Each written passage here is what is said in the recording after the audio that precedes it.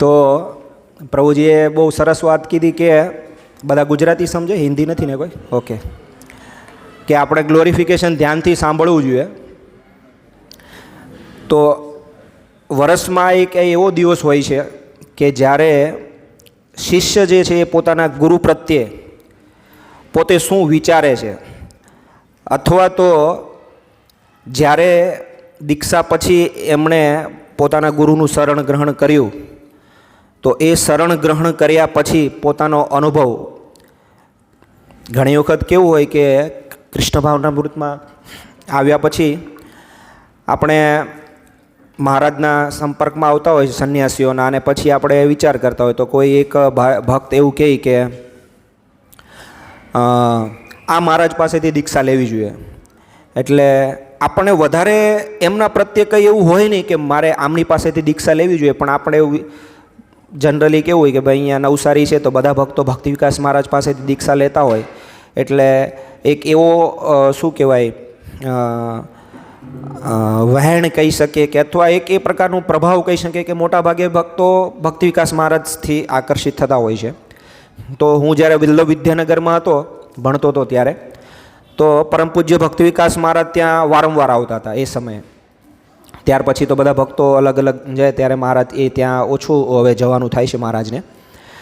તો ઘણા બધા સંન્યાસી આવતા હતા ત્યાં, અને હું બધા જ સંન્યાસીઓને મળતો હતો. સુભગ સ્વામી મહારાજ આવતા હતા, ગોપાલકૃષ્ણ ગોસ્વામી મહારાજ આવતા હતા, જયપતાકા સ્વામી મહારાજ આવતા હતા, લોકનાથ મહારાજ આવતા હતા, અને ત્યાં પ્રેસિડેન્ટ છે સચ્ચિદાનંદ પ્રભુ, તો એ પણ લોકનાથ મહારાજના શિષ્ય છે. તો અમુક ભક્તો એવું કહે કે ભાઈ તમે જયપતાકા સ્વામી મહારાજ પાસેથી શિષ્ય, એકવાર ગુરુ બનાવતા પહેલાં તમે એમ કે વિચાર કરજો, એમ તમે જયપતાકા સ્વામી મહારાજ પાસે શિષ્ય, એ પ્રભુપાદના પ્રમુખ શિષ્ય છે. આવું બધું બધા અમુક ભક્તો પોતપોતાનો એ પ્રેમ છે પોતાના ગુરુ પ્રત્યે, અથવા તો હજી ગુરુ ન બનાવ્યા પણ છતાં પણ એ સંન્યાસી જે કોઈ પણ હોય એમના પ્રત્યે વ્યક્તિનો પ્રેમ હોય છે. પરંતુ સદભાગ્યથી એમ કહી શકીએ કે સવ્યસાચી પ્રભુ ત્યાં હતા, અને એમના માર્ગદર્શનના લીધે અમે આજે ભક્તિ વિકાસ મહારાજના શિષ્ય તરીકે હું એમનું મતલબ એમના શિષ્ય થાય, એમની શરણ ગ્રહણ કરી. તો એક મારું એવું રિયલાઇઝેશન છે. આજે કેવું છે કે આજના દિવસે આપણે આપણા ગુરુને ગ્લોરીફાઈ પણ કરતા હોઈએ અને કંઈ ઓફરિંગ પણ કંઈ ઓફર આપતા, જેમ કે બધા ભક્તોએ 56 ભોગ તૈયાર કર્યો છે અને ગુરુને ઓફર કરીએ છીએ આપણે આજે. તો કંઈક આપીએ છીએ આપણા ગુરુને અને ગુરુના ગુણોનું ગુણાનુવાદ કરીએ છીએ. તો એક એવો ગુણ જે છે, જનરલી દરેક શિષ્યને પોતાના ગુરુ પ્રત્યે પ્રેમ હોય, બરાબર, પણ અમુક ગુણ એવો હોય કે બીજા હોત ને એમ કે નહીં આ મહારાજમાં આ એક બહુ સારો ગુણ છે, એવી રીતે. તો હમણાં થોડા દિવસ પહેલાંનું મારું એક રિયલાઇઝેશન છે પરમ પૂજ્ય ભક્તિ વિકાસ મહારાજ માટેનું, કે ભગવત દર્શન મેગેઝિન એક વ્યક્તિને મળતી નહોતી. એટલે મેં એમને ફોન કર્યો કે ભાઈ ભગવત દર્શન મેગેઝિન છે તમારે ત્યાં એડ્રેસ બદલાયું લાગે, પાછી આવે છે એમ કરીને, કે તમે કોના શિષ્ય છો એમ. તમે કીધું ભક્તિ વિકાસ સ્વામી મહારાજના. એ કે તમે પ્રભુ કેટલા ભાગ્યશાળી છો એમ, કે તમે ભક્તિ વિકાસ મહારાજના શિષ્ય છો એમ કે, અને એમના શિષ્યમાં કે કંઈ જોવાનું જ ન હોય એમ. આ એ ભાઈએ મને કીધું, ખ્યાલ આવ્યો. પછી મેં કીધું કે ભાઈ તમારી વાત તો સાચી છે, પણ બધા એવા નથી હોતા, હું કનિષ્ઠમાંનો વ્યક્તિ છું, બરાબર. તો એક ગુરુ મહારાજનું ગ્લોરિફિકેશન એવી રીતે થાય કે મહારાજમાં તો જેમ પ્રભુપાદ કહેતા હતા કે મારામાં મારી જો કંઈ ક્રેડિટ હોય તો એમાં એટલી જ ક્રેડિટ છે કે મેં મારા ગુરુના વચનોનું એઝ ઇટ ઇઝ પાલન કર્યું. અને સેમ વસ્તુ જે છે પરમ પૂજ્ય ભક્તિ વિકાસ મહારાજ કહે છે કે હું પ્રભુપાદને 100% ફોલો કરવાનો પ્રયાસ કરું છું. જો કે કરે છે, પણ આ એક વાત છે. તો કહેવાનો મતલબ કે પોતાના ગુરુના આદેશનું 100% પાલન કરે એનાથી શું થાય કે જે શિષ્ય જે છે એ પોતે પણ ભક્તિમાં પ્રગતિ કરે, અને એના ગુરુ જે છે એનો જે શું કહેવાય ખ્યાતિ જે છે આખા વિશ્વમાં પ્રસારિત થાય. પ્રભુપાદ જે છે, ભલે પ્રભુપાદને હજી એમ જોઈએ તો ઘણા બધા લોકો નથી ઓળખતા, ઇસ્કોન જ ઓળખે છે લોકોને, પ્રભુપાદને ઘણા નથી ઓળખતા. પણ પ્રભુપાદને એમ જોઈએ તો ઘણા બધા ઓળખે છે, પણ એમના ગુરુને કોઈ નથી ઓળખતા. પણ છતાં પણ પ્રભુપાદે એમના ગુરુનો જે યશ જે છે એ આખી પૃથ્વી પર ફેલાવ્યો.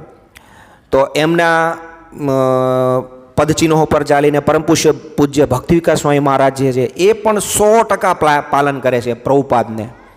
અને એમના એવા જીવનના લીધે આજે મારા જેવા જીવો બરાબર સદભાગ્યશાળી છે કે ભાઈ આધ્યાત્મિક જીવનમાં શું કરવું અને શું ન કરવું એની સમજ પ્રાપ્ત થાય છે. નકર આપણે શાસ્ત્રમાં કે ધર્મસ્ય તત્વ નિહિતમ ગુહાય, સમજવું બહુ અઘરું છે. અમુક વસ્તુ કેટલી બધી વખતે આપણે ભૂલ કરી દઈએ, આમ કરવું જોઈએ કે ન કરવું જોઈએ. પરંતુ પરમ પૂજ્ય ભક્તિ વિકાસ મહારાજ દરેક વસ્તુમાં સ્પષ્ટ છે. એવું કોઈ વસ્તુ નથી કે એને ખ્યાલ નથી આધ્યાત્મિક જીવનની, અને એના લીધે એ પોતાના દરેક શિષ્યને ગેરમાર્ગે દોરાઈ જતા રોકે છે. આજે સવારે જ્યારે એમનું લેક્ચર હતું પોતાના શિષ્યોને સંબોધન, બરાબર છે, તો એ કહે છે ગુરુ કેવી રીતે બનાવવા જોઈએ, કોણ ગુરુ હોવા જોઈએ. અને મોટાભાગે મેં જોયું વ્યાસ પૂજામાં મહારાજ એક જ વસ્તુ કહે છે કે હું ગુરુ બનીને તમારા બધા ગ્લોરિફિકેશન ગ્રહણ કરું છું, પણ મારે ધ્યાન રાખવું પડે, કારણ કે લોકો વખાણ કરે ને ત્યારે વ્યક્તિ વિચલિત થઈ જાય, પાછળ પૂજા લાભ પ્રતિષ્ઠા આવી જાય. પરંતુ આપણે જોઈએ છીએ કે મહારાજ જે છે એમના જીવનમાં આજે પણ જરાક પણ શું કહેવાય આમ પ્રભુપાદના આદેશોથી વિચલિત નથી થયા. નકર આજે જોઈ શકીએ ઘણા બધા પ્રભુપાદના શિષ્યો જે છે એ નથી પ્રોપર પાલન કરી શકતા. પણ આપણા ભાગ્યના લીધે પરમ પૂજ્ય ભક્તિ વિકાસ મહારાજના માર્ગદર્શનના લીધે આપણે કૃષ્ણ ભક્તિમાં દ્રઢ છીએ. તો આજે ગ્લોરિફિકેશન તો એવું છે કે મહારાજના ગુણોનું વાત કરવો એ તો એવું છે કે એમને સૂર્યને દીવો બતાવવા બરાબર છે, બરાબર. એને પ્રકાશની જરૂર નથી, પણ છતાં એક પ્રયાસ કરીએ. આપણે ઘણી વખત કહીએ ને કે ભાઈ નદીમાંથી પાણી લઈને નદીમાં જ અર્પણ કરીએ. તો એ જે ગુણગાન કરવાની જે શક્તિ જે છે એ પણ મહારાજ પાસેથી આવે છે, અને એના લીધે આપણે પ્રયાસ કરીએ છીએ કે મહારાજનું ગુણગાન કરીએ. પણ બીજો જે મુદ્દો છે શું છે? ઓફરિંગ. આપણે આપણા ગુરુને આજે શું આપીશું, બરાબર. તો જે આપીશું, મહારાજે કીધું શું કરવું જોઈએ? કીર્તન કરવું જોઈએ, પુસ્તક વિતરણ કરવું જોઈએ, બરાબર. હરિનામ સંકીર્તન કરવાનું કીધું, પુસ્તક વિતરણ કરવાનું કીધું, બરાબર. અને ખાસ જે પ્રભુપાદ અને જે ગુરુ મહારાજના લખેલા પુસ્તકો છે અધ્યયન કરી એનું અધ્યયન કરવું જોઈએ. તો મોટાભાગે કૃષ્ણ ભક્તિમાંથી વિચલિત થવા માટેનું એક મુખ્ય કારણ એ છે કે વ્યક્તિ આ પ્રભુપાદના અને ગુરુ મહારાજના આદેશોનું પાલન નથી કરતા, પુસ્તકોનું અધ્યયન નથી કરતા. તો હું એવું કહી શકું કે ભાઈ હું પણ સમય ઓછો કાઢી શકું છું, પણ વધારે ને વધારે પ્રયાસ કરી શકું. તો આજે પ્રાર્થના પણ કરી શકીએ આપણે આપણા ગુરુને કે મારી કૃષ્ણ ભક્તિમાં જે પ્રગતિ નથી થઈ રહી જેટલી આપણે બધાને, મને એમ લાગે છે કે હું સારો ભક્ત છું પણ વાસ્તવમાં નથી, બરાબર. તો આજે આપણા ગુરુ પાસે પ્રાર્થના કરીને વધારે સારી રીતે ભક્તિ કરી શકીએ અને એ રીતે આપણા ગુરુનો યશ વધારે પ્રચારિત કરી શકીએ એવી પ્રાર્થના કરવી જોઈએ. તો હું પરમ પૂજ્ય ભક્તિ વિકાસ મહારાજથી અને બધા બેઠેલા વૈષ્ણવોથી એ આશીર્વાદ છે જ માગું છું કે ભાઈ પ્રયાસ કરીએ, એમ ખાલી કહેવાથી કે ભાઈ આ સારો ભક્ત છે એવું કંઈ નહીં. તો જે મેં કીધું એમ ભક્તિ વિકાસ મહારાજનો લોકો બીજા પણ એમને ગ્લોરીફાઈ કરે છે. કેમ? કારણ કે એમની પ્રભુપાદને 100% પાલન કરવાની એમનું જે જીવન છે 100% પાલન કરી રહ્યા છે. તો આપણે પણ એના આશીર્વાદથી એવો પ્રયાસ કરી શકીએ કે ભાઈ આપણા ગુરુના આદેશોનું 100% પાલન કરી શકીએ. હરે કૃષ્ણ. શીલ પ્રભુપાદ કી જય. પરમ પૂજ્ય ભક્તિ વિકાસ મહારાજ કી જય. ઓમ અજ્ઞાનતિ વિરાંદસ્ય જ્ઞાનાંજન શલાકયા ચક્ષુર્મિલિતામેન તસ્મૈ શ્રી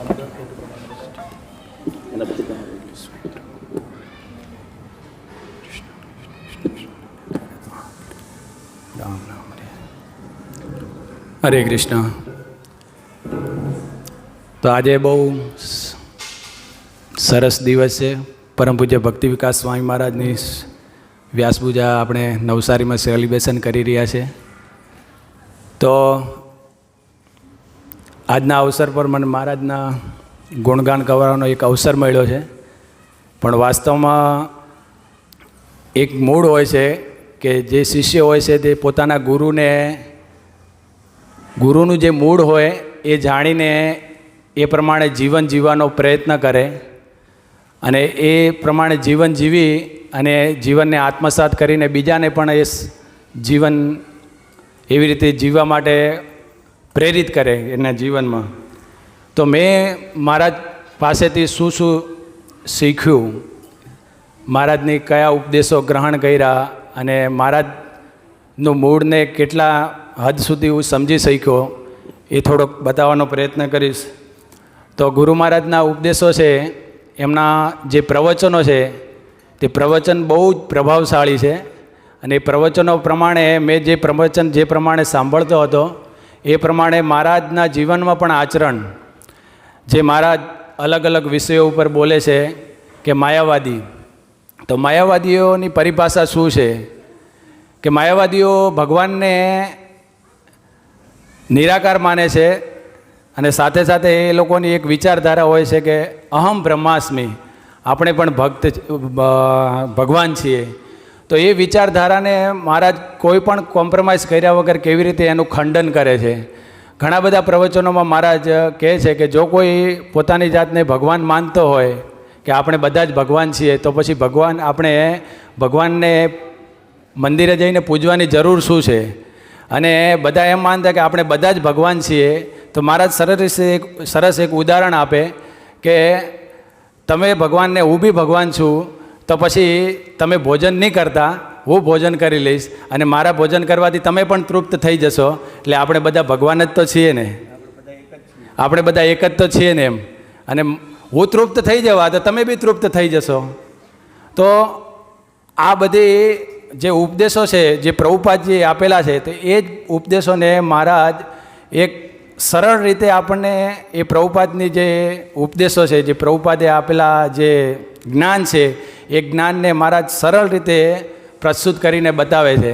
તો એ જ્ઞાનથી હું વધારે પ્રભાવિત થયો. અને બીજું, મહારાજ જે આપણા જીવનમાં ભક્તોની જે વૈષ્ણવ પરિધાન,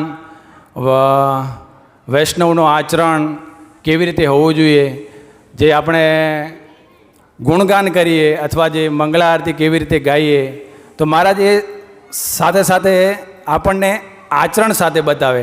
માની લો કે કોઈ મંગળા આરતીમાં ભૂલ થઈ આપણને, તો કોઈ ભક્તો આપણને પાછળથી સમજાવે કે નહીં પ્રભુ તમારે આ થોડીક ભૂલ હતી. જેમ કે જયગુણ પ્રભુ અમને ઘણી વખત કહે. પણ એક અનુભવ છે કે મહારાજ એક વખત રથયાત્રામાં આવેલા અહીંયા નવસારીમાં, અને અહીંયા 10 દિવસ રોકાયેલા. તો અમે બધા સાથે સાથે મહારાજની સાથે મંગળા આરતી કરતા હતા. તો મંગળા આરતીમાં હું જ્યારે કીર્તન કરતો ત્યારે રામ રામની, કૃષ્ણ કૃષ્ણની, કૃષ્ણ કૃષ્ણની જગ્યાએ કૃષ્ણ કૃષ્ણ અને રામની જગ્યાએ રામો રામો.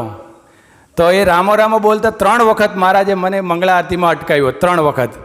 એક વખત હું બોલ્યો તો પાછો મહારાજે મને અટકાવ્યો, રામ રામ. તો મારાથી પાછું પેલી જીભ ચોંટી ગયેલી હોય ને, આદત પડેલી હતી, રામ બોલવું હોય તો બી બોલાય નહીં. તો બી મહારાજે પાછો બીજી વાર અટકાયો. પણ મને એવું લાગ્યું નહીં કે મારી સાથે એમ કેમ કરે છે મહારાજ. મને એ વસ્તુ થયું કે મને આચરણ કરીને બતાવે છે.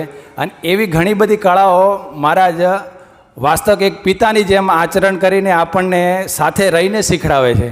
તો એવું બધું ઘણું બધું મહારાજ સાથે 2-3 એવા અનુભવ થયા મને.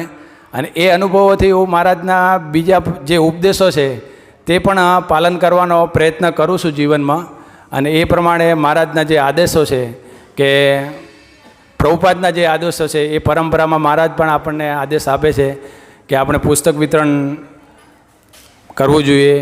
સાથે સાથે મંદિરની જે સેવાઓ છે, કેવી રીતે એક ભક્તના માર્ગદર્શનમાં રહેવું જોઈએ, એ બધા આચરણથી બધા. બીજું, મહારાજ એક સરળ રીતે બતાવે. ઘણા પ્રવચનોમાં, મહારાજના પ્રવચનોમાં જો આપણે સાંભળીએ કે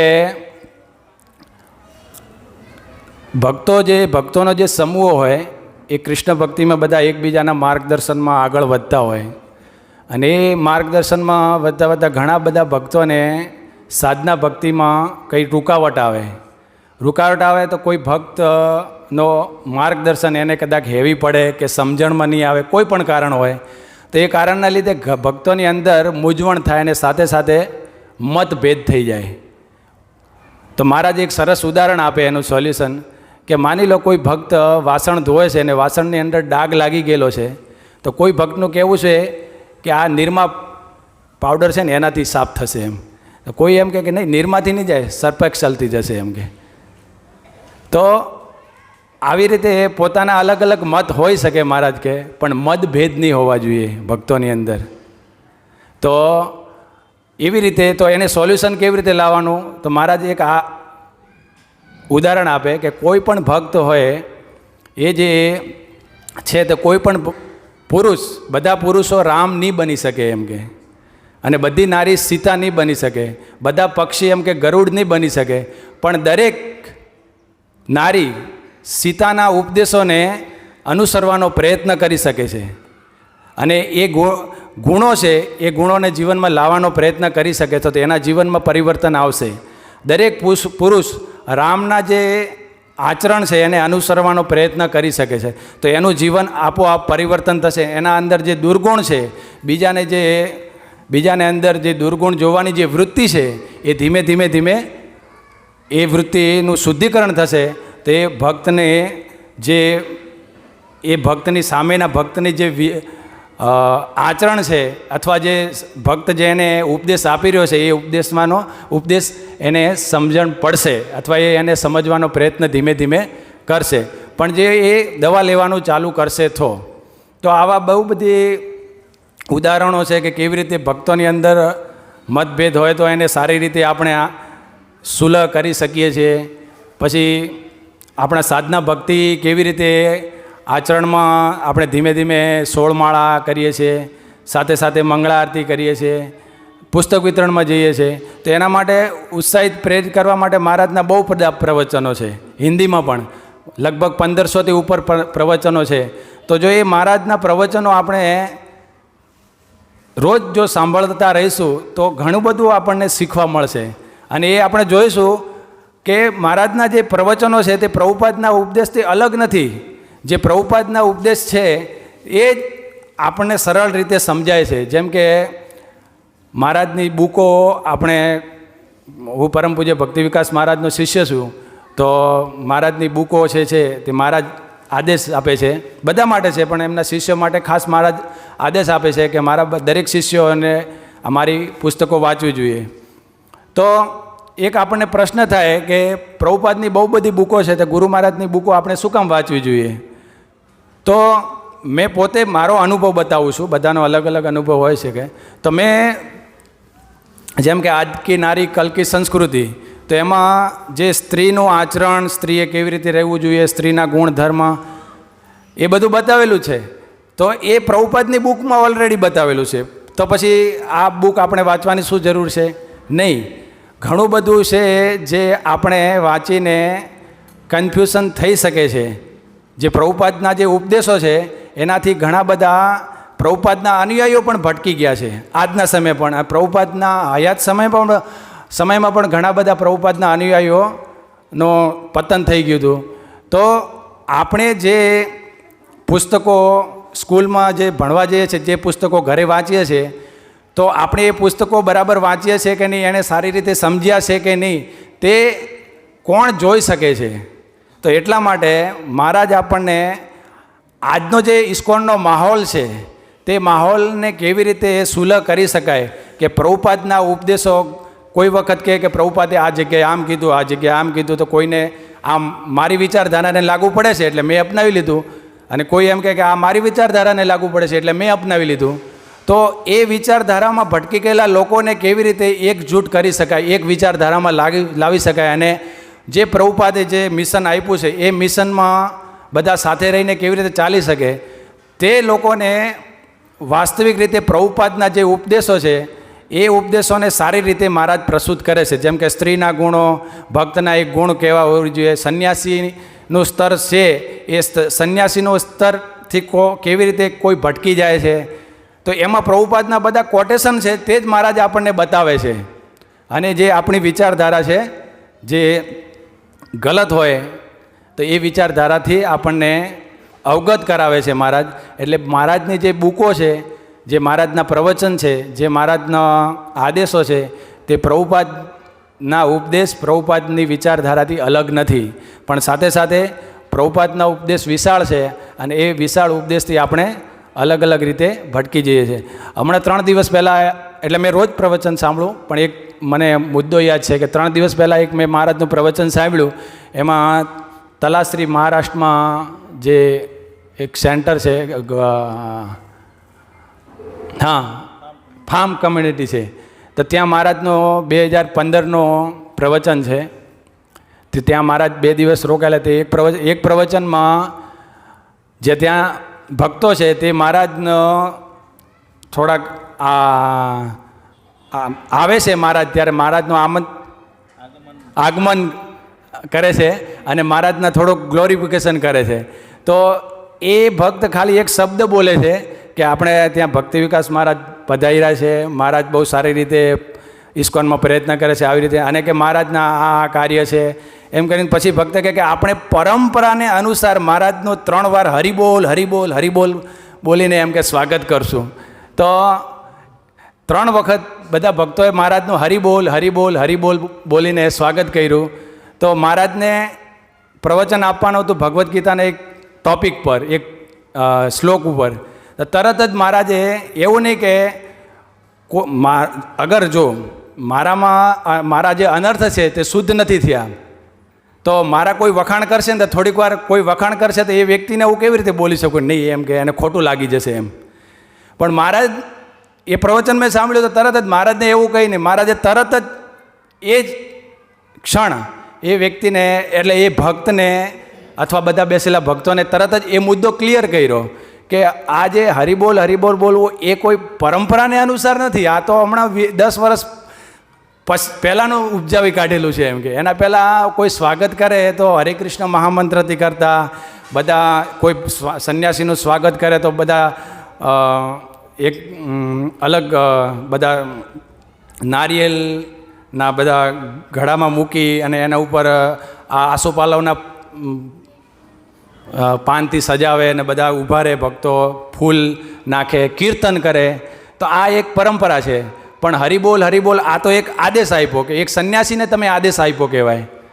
તો આ કહેવાનો ઉદ્દેશ્ય, એની પાછળ મર્મ એ છે કે ઘણું બધું આપણે ભક્તિમાં આવ્યા પછી પણ ઘણી બધી ગેરધારણામાં આપણે ફસાયેલા છે. તો હું એટલા માટે બોલી રહ્યો છું કે આ બધું હું મહારાજના પ્રવચનોથી અને મહારાજના જે વરિષ્ઠ મારા જે ગુરુભાઈઓ છે, મહારાજના વરિષ્ઠ શિષ્યો, એમના માર્ગદર્શનથી આ બધું શીખવાનો પ્રયત્ન કર્યો, જાણવાનો પ્રયત્ન કર્યો અને જાણીને જીવનમાં આચરણ કરવાનો પ્રયત્ન કર્યો. તો એ દવા મને હવે મીઠી લાગે છે. એવું નથી, કોઈને રોગ સારો થતો હોય તો દવા લેવામાં કટાક્ષ નહીં રાખવી જોઈએ. તો બધા ભક્તોને વિનંતી છે, એક આગ્રહ કરું છું કે જે ઉપદેશો છે આપેલા, એ ઉપદેશો આપણે જે એમાં જે આચરણ વિશે આપણને વૈષ્ણવ વિચારધારા વિશે જે બતાવવામાં આવ્યું છે તે આચરણમાં લાવવાનો જો આપણે પ્રયત્ન કરશું તો નિશ્ચિત રૂપે આપણું શુદ્ધિકરણ થશે. તો આ મારો અનુભવ છે. તો હું મહારાજનો ખૂબ ખૂબ આભાર માનું છું અને ઋણી છું.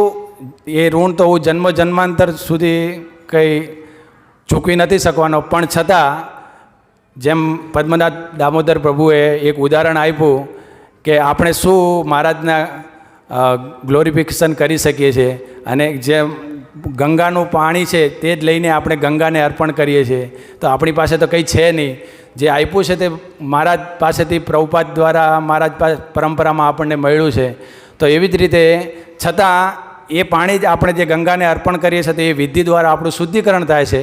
તો એ જ પ્રમાણે એક કે આપણે આ વિધિ છે એનાથી મહારાજના ગુણગાન કરવાથી આપણું પણ શુદ્ધિકરણ થાય છે. અને આપણે જે બોલીએ છીએ તો એને પાલન નથી કરતા તો આપણને પણ એક થાય કે આપણે બોલ્યા છે તો પાલન પણ કરવું જોઈએ. તો બીજા ભક્તો આપણે ઉપર શું આશા રાખે એમ. તો એ હેતુથી મારા પોતાના શુદ્ધિકરણ માટે અને મહારાજને પ્રસન્નતા માટે હું કંઈક બોલવાનો પ્રયત્ન કર્યો. હરે કૃષ્ણ.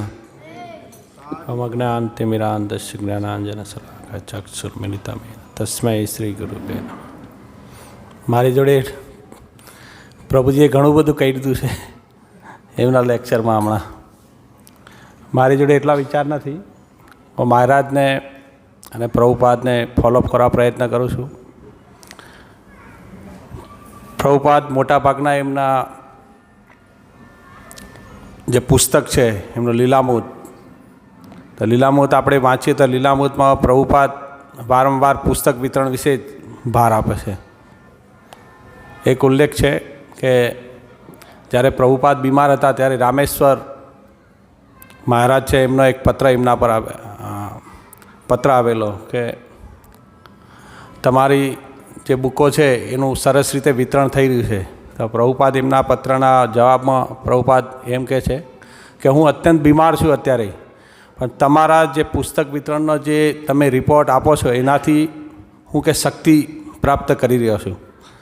તો મહારાજ પણ એમના વારંવાર જે લેક્ચર આપણે સાંભળીએ કે મહારાજની પુસ્તક વાંચીએ, તો મહારાજનો પણ એ જ મૂળ છે. મહારાજ વારંવાર એ જ કહે છે કે પુસ્તક વિતરણ કરો, પ્રચાર કરો. હું મહારાજને જ્યારે બી મળ્યો છું, પર્સનલી મળવા જઉં મહારાજને, તો મહારાજને પૂછીએ કે મહારાજ શું સેવા કરી શકીએ, તો મહારાજ એમ કહે છે કે પ્રચાર કરો, પ્રભુપાદનો પ્રચાર કરો.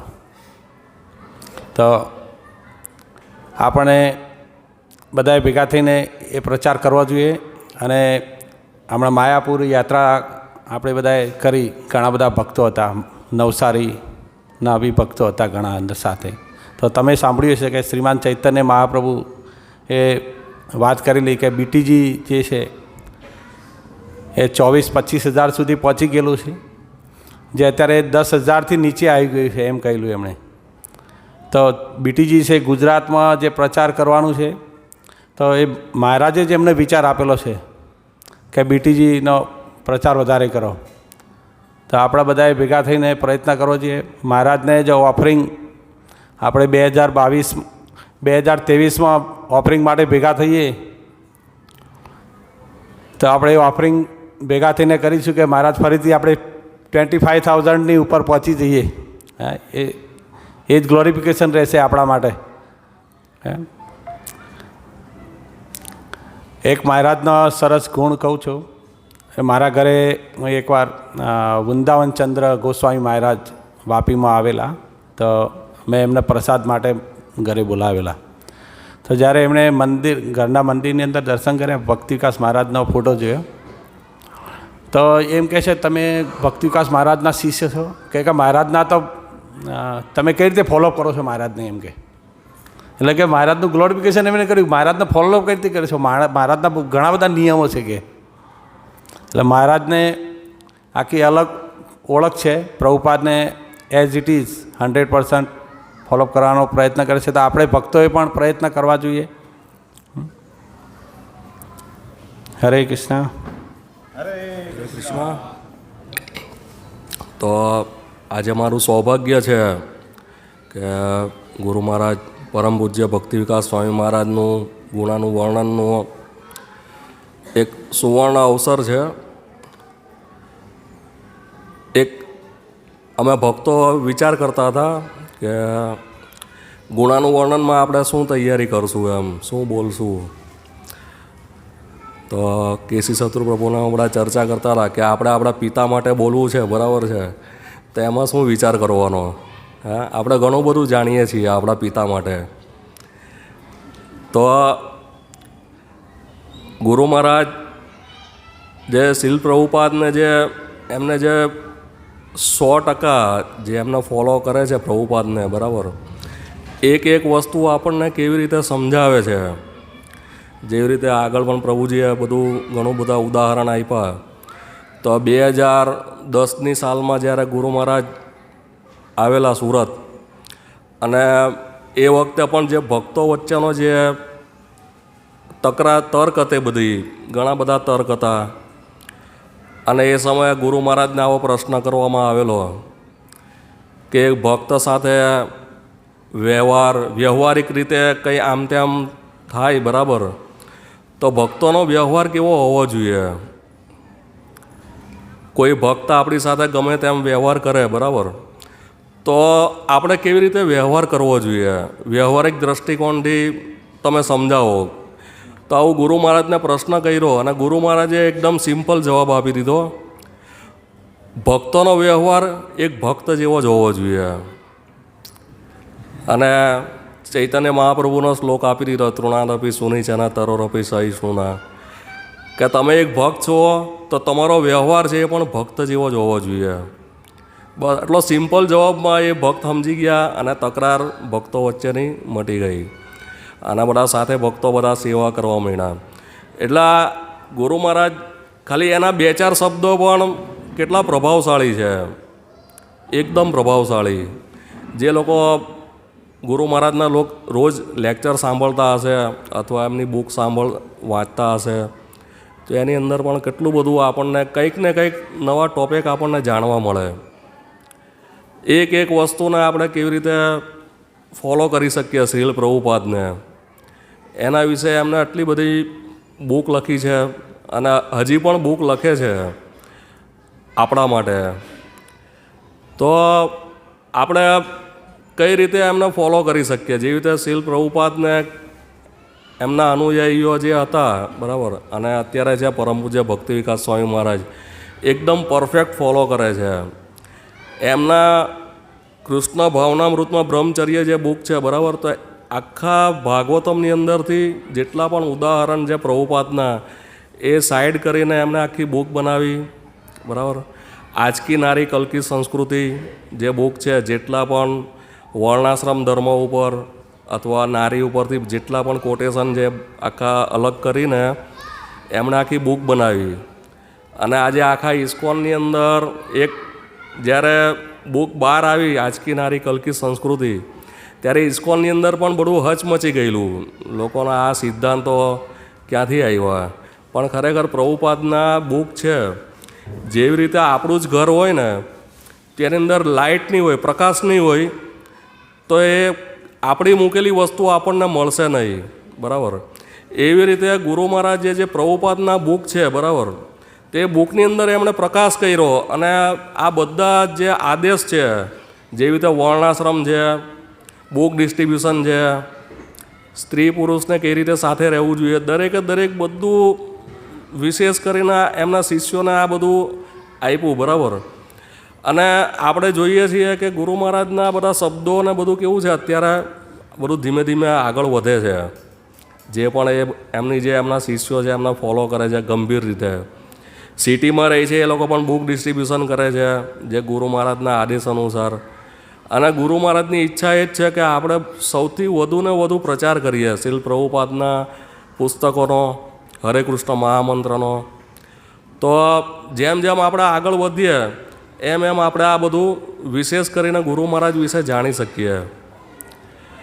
અને એવું નથી હોતું કે ગુરુ મહારાજથી આપણે ઘણા દૂર છીએ તો આપણે ગુરુ મહારાજને આપણે ફોલો નથી કરતા અથવા એમની કૃપા આપણા સુધી નથી પહોંચતી, એવું પણ નથી.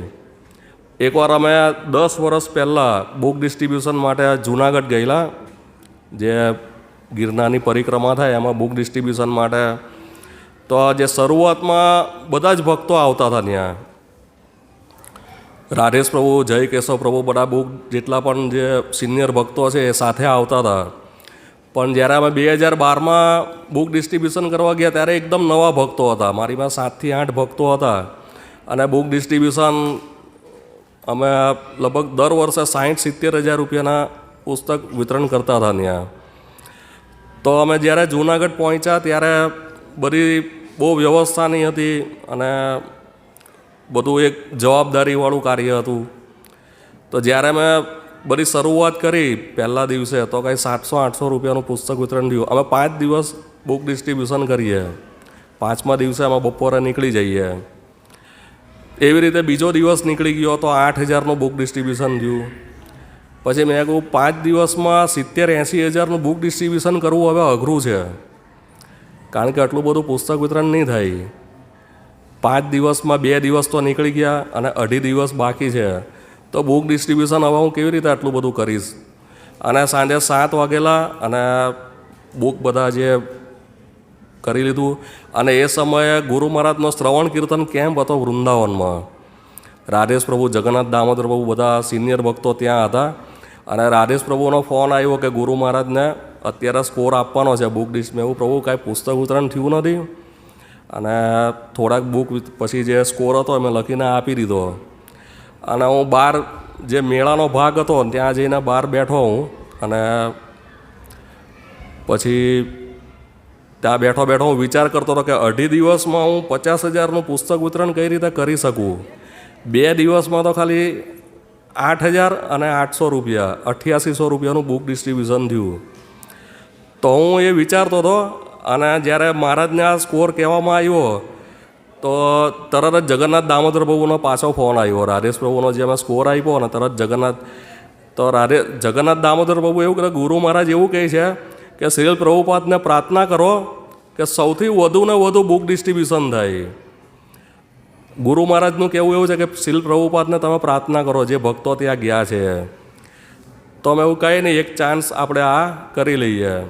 તો જે બસ લઈ ગયેલા અમે પોલીસની અંદર પરમિશન લઈ આવ્યા અને સવારે જ્યારે મંગળા આરતી કરી અમે, અને મંગળા આરતી કરીને પછી પ્રભુપાદને અને ગુરુ મહારાજને અમે જે પ્રાર્થના કરી છે બુક ડિસ્ટ્રીબ્યુશન માટે, તો જ્યારે પછી બુક ડિસ્ટ્રીબ્યુશન જેવું શરૂ કર્યું ને એટલે લગભગ 2 દિવસમાં અમારી પાસે 1 લાખ રૂપિયાના પુસ્તક હતા એ બધા વિતરણ થઈ ગયા.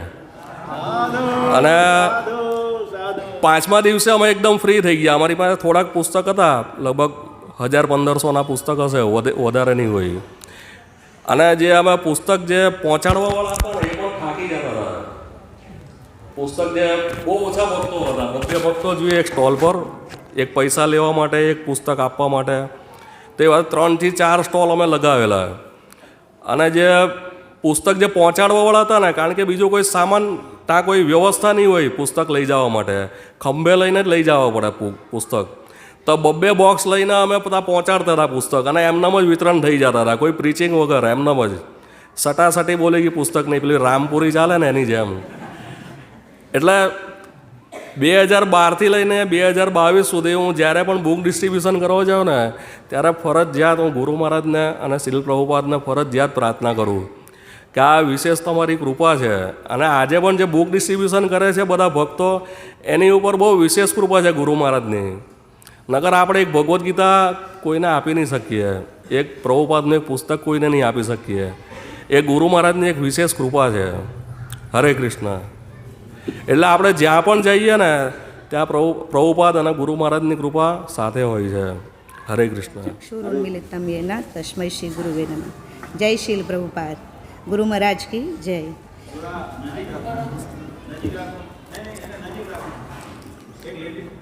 कई नहीं जानते. गुरु महाराज आपके चरण कमल में सादर प्रणाम. आपका सबसे बड़ा गुण यह है कि आप अपने सभी कार्यों को प्रभुपाद जी को समर्पित करते हो और उनकी प्रसन्नता के लिए करते हो. आप हमें जिम्मेदार शिष्य बनाने के लिए पूर्णता सिखा रहे हो. आप अपने कृष्ण भक्ति में जुड़ने के पहले के जीवन को अपूर्ण मानते हो और भगवान श्री कृष्ण और प्रभुपाद जी को कृतज्ञता व्यक्त करते हो कि उन्होंने आपको कृष्ण भावनामृत का प्रचार करने का अवसर प्रदान किया. गुरु महाराज, मैंने आपके प्रवचन में सुना है कि जीवन की हर परिस्थिति में भगवान पर आश्रित रहना, तो कृष्ण की कृपा अवश्य होगी. जो परिस्थिति जीवन में आए उसका स्वीकार करना, उसी का नाम शरणागति है. गुरु महाराज, मैं प्रयास करूंगी कि मेरे जीवन की हर परिस्थिति को प्रेम से स्वीकार कर सकूं. गुरु महाराज, आप बहुत दयालु हो क्योंकि आप सभी जीवों को कृष्ण दे रहे हो. वही आपका सच्चा प्रेम है.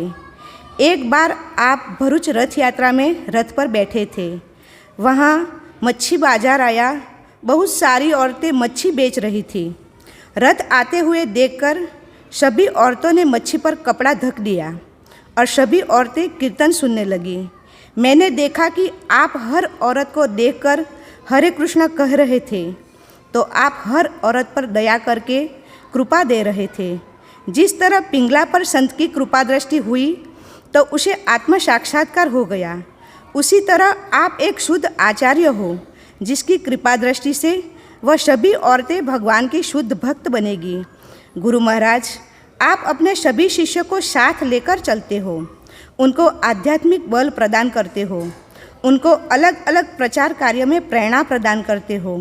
मैं आपको अच्छे से प्रश्न नहीं कर पा रही हूँ, मगर मैं प्रयास करूँगी कि आपके आदर्श को जीवन में निभा सकूँ. बस आपकी शिष्या सर्वशुभना देवीदास. ओम अज्ञानतिमिराधस्य ज्ञानांजनशलाकया चक्षुरुन्मीलितं येन तस्मै श्री गुरुवे नमः. ગુરુ મહારાજના ચરણોમાં મારા પ્રણામ. ગુરુ મહારાજ, હું જે પણ બોલી રહી છું તેનાથી ગુરુ મહારાજ પ્રસન્ન થશે. ગુરુ મહારાજ, મારી કોઈ પણ લાયકાત નથી કે હું તમારા ગુણગાન ગાઈ શકું. ગુરુ મહારાજ, તમારી મારા ઉપર ખૂબ અહેતુકી કૃપા છે. કે જેનાથી મારા જીવનમાં ઘણું પરિવર્તન થયું છે. ગુરુ મહારાજ, તમે મને આ નરક જીવનમાંથી ઉગારી લીધી છે. ગુરુ મહારાજ, તમારી કૃપાથી મારી આધ્યાત્મિક પ્રગતિ થઈ છે, નહીંતર હું પણ આ ભૌતિક લોકોની જેમ આ સંસારમાં પડી રહી હોત. ગુરુ મહારાજ, તમારી કૃપાથી હું ભગવાનનું નામ સ્મરણ, શ્રવણ અને રીડિંગ કરી રહી છું. ગુરુ મહારાજના આદેશ અનુસાર હું જીવન જીવવાની કોશિશ કરી રહી છું. ગુરુ મહારાજ, હું તમારા ઋણ ક્યારેય ચૂકવી શકું તેમ નથી. ગુરુ મહારાજ, તમારા ચરણોમાં તુચ્છ જીવાત્માના પ્રણામ. આવા ગુરુ આચાર્યો બધા સ્વયં પ્રકાશિત હોય છે, પરંતુ આપણા કલ્યાણ માટે આપણે એના ગુણોનું વર્ણન કરવાથી આપણું ગ્લોરીફિકેશન શુદ્ધિકરણ થાય છે. તો આપણે એનું ગુણોનું વર્ણન આપણે કરવું જોઈએ. મહારાજ છે ને, મહારાજ, મેં ઘણા બધા ઇસ્કોનમાં આવ્યા. પહેલાં તો ડાયરેક્ટ પહેલી મુલાકાત મારી ઇસ્કોન દ્વારા જો મહારાજ સાથે થઈ હતી કે હું બુધવારના પ્રોગ્રામમાં ગયો હતો ને મહારાજ ત્યાં આવેલા હતા અને એમની પાસેથી પહેલું પુસ્તક આ ધનુધારી પ્રભુને બધા હતા ત્યારે, ને એણે કૃષ્ણ ભક્તિ પ્રબોધની પુસ્તક આપેલું. પણ પછી ઇસ્કોનમાં આવ્યા પછી બધા ઘણા બધા સંન્યાસીઓ પછી મેં જોયા. મેં એવું નથી કે મેં આની પાસે દીક્ષા લેવી, આની પાસે દીક્ષા લેવી, ડિસાઇડ મેં નથી કર્યું.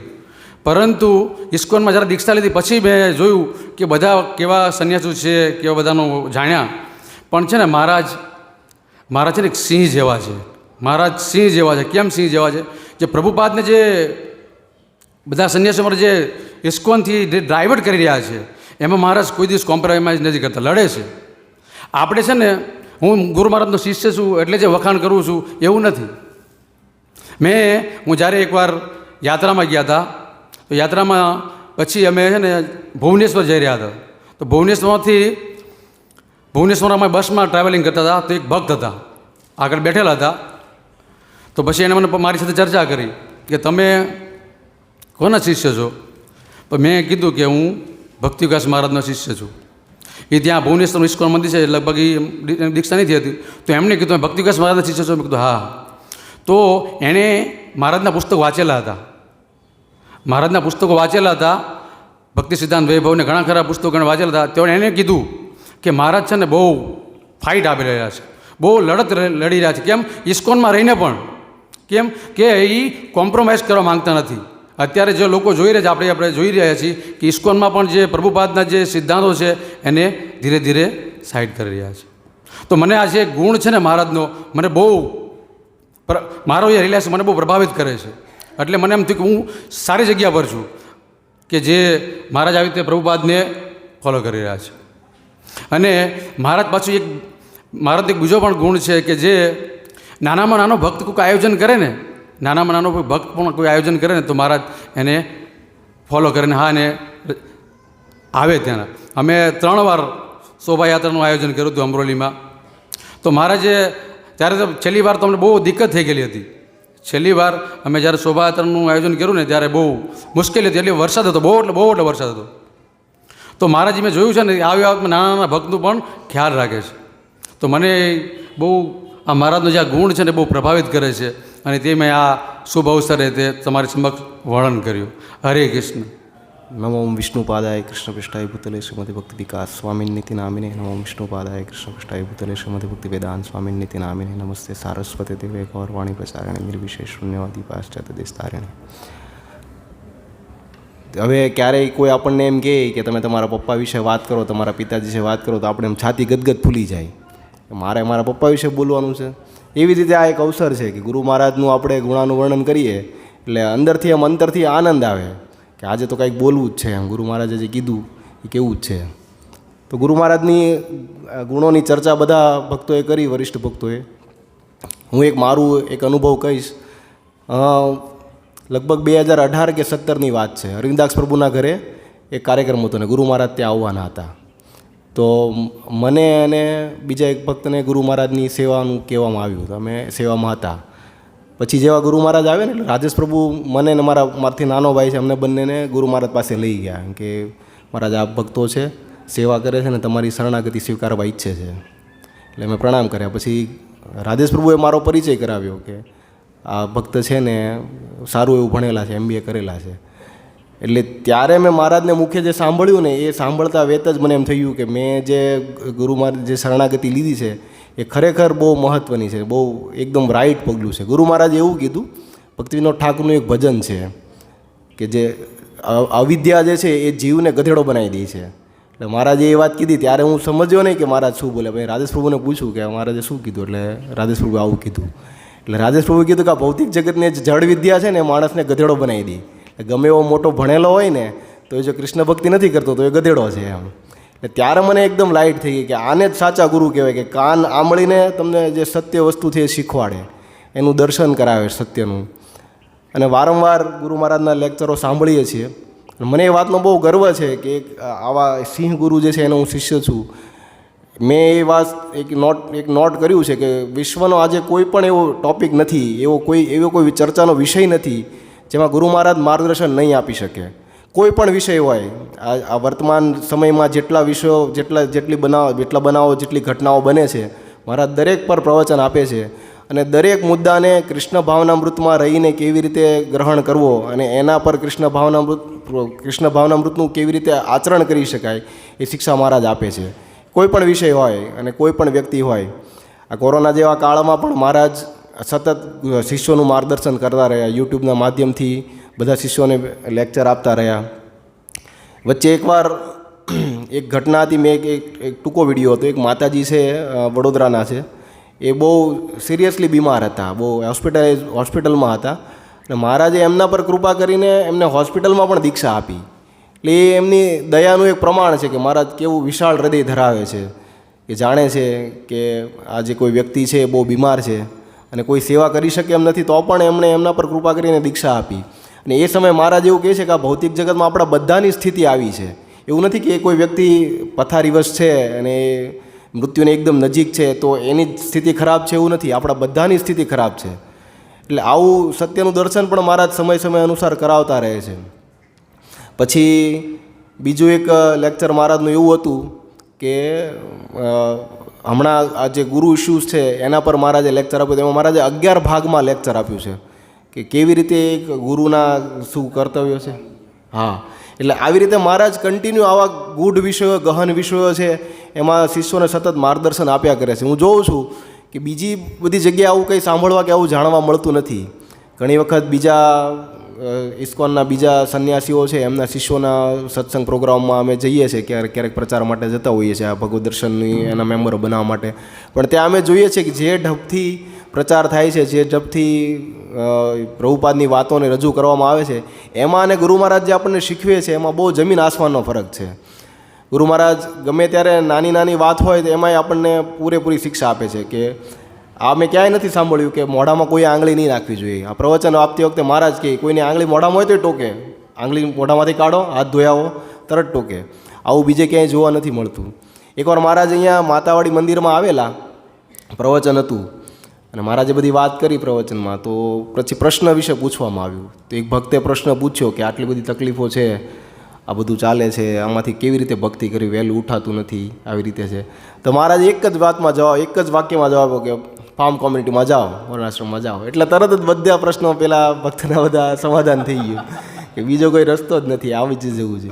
એટલે મહારાજ જે આ જ્ઞાન ધરાવે છે એ બધું જોઈને ક્યારેક આમ આશ્ચર્યમાં પડી જાય કે કેવી રીતે આટલું બધું ચિંતન મહારાજ કરે છે, કેવી રીતે નાની વાતોનું ધ્યાન રાખે છે.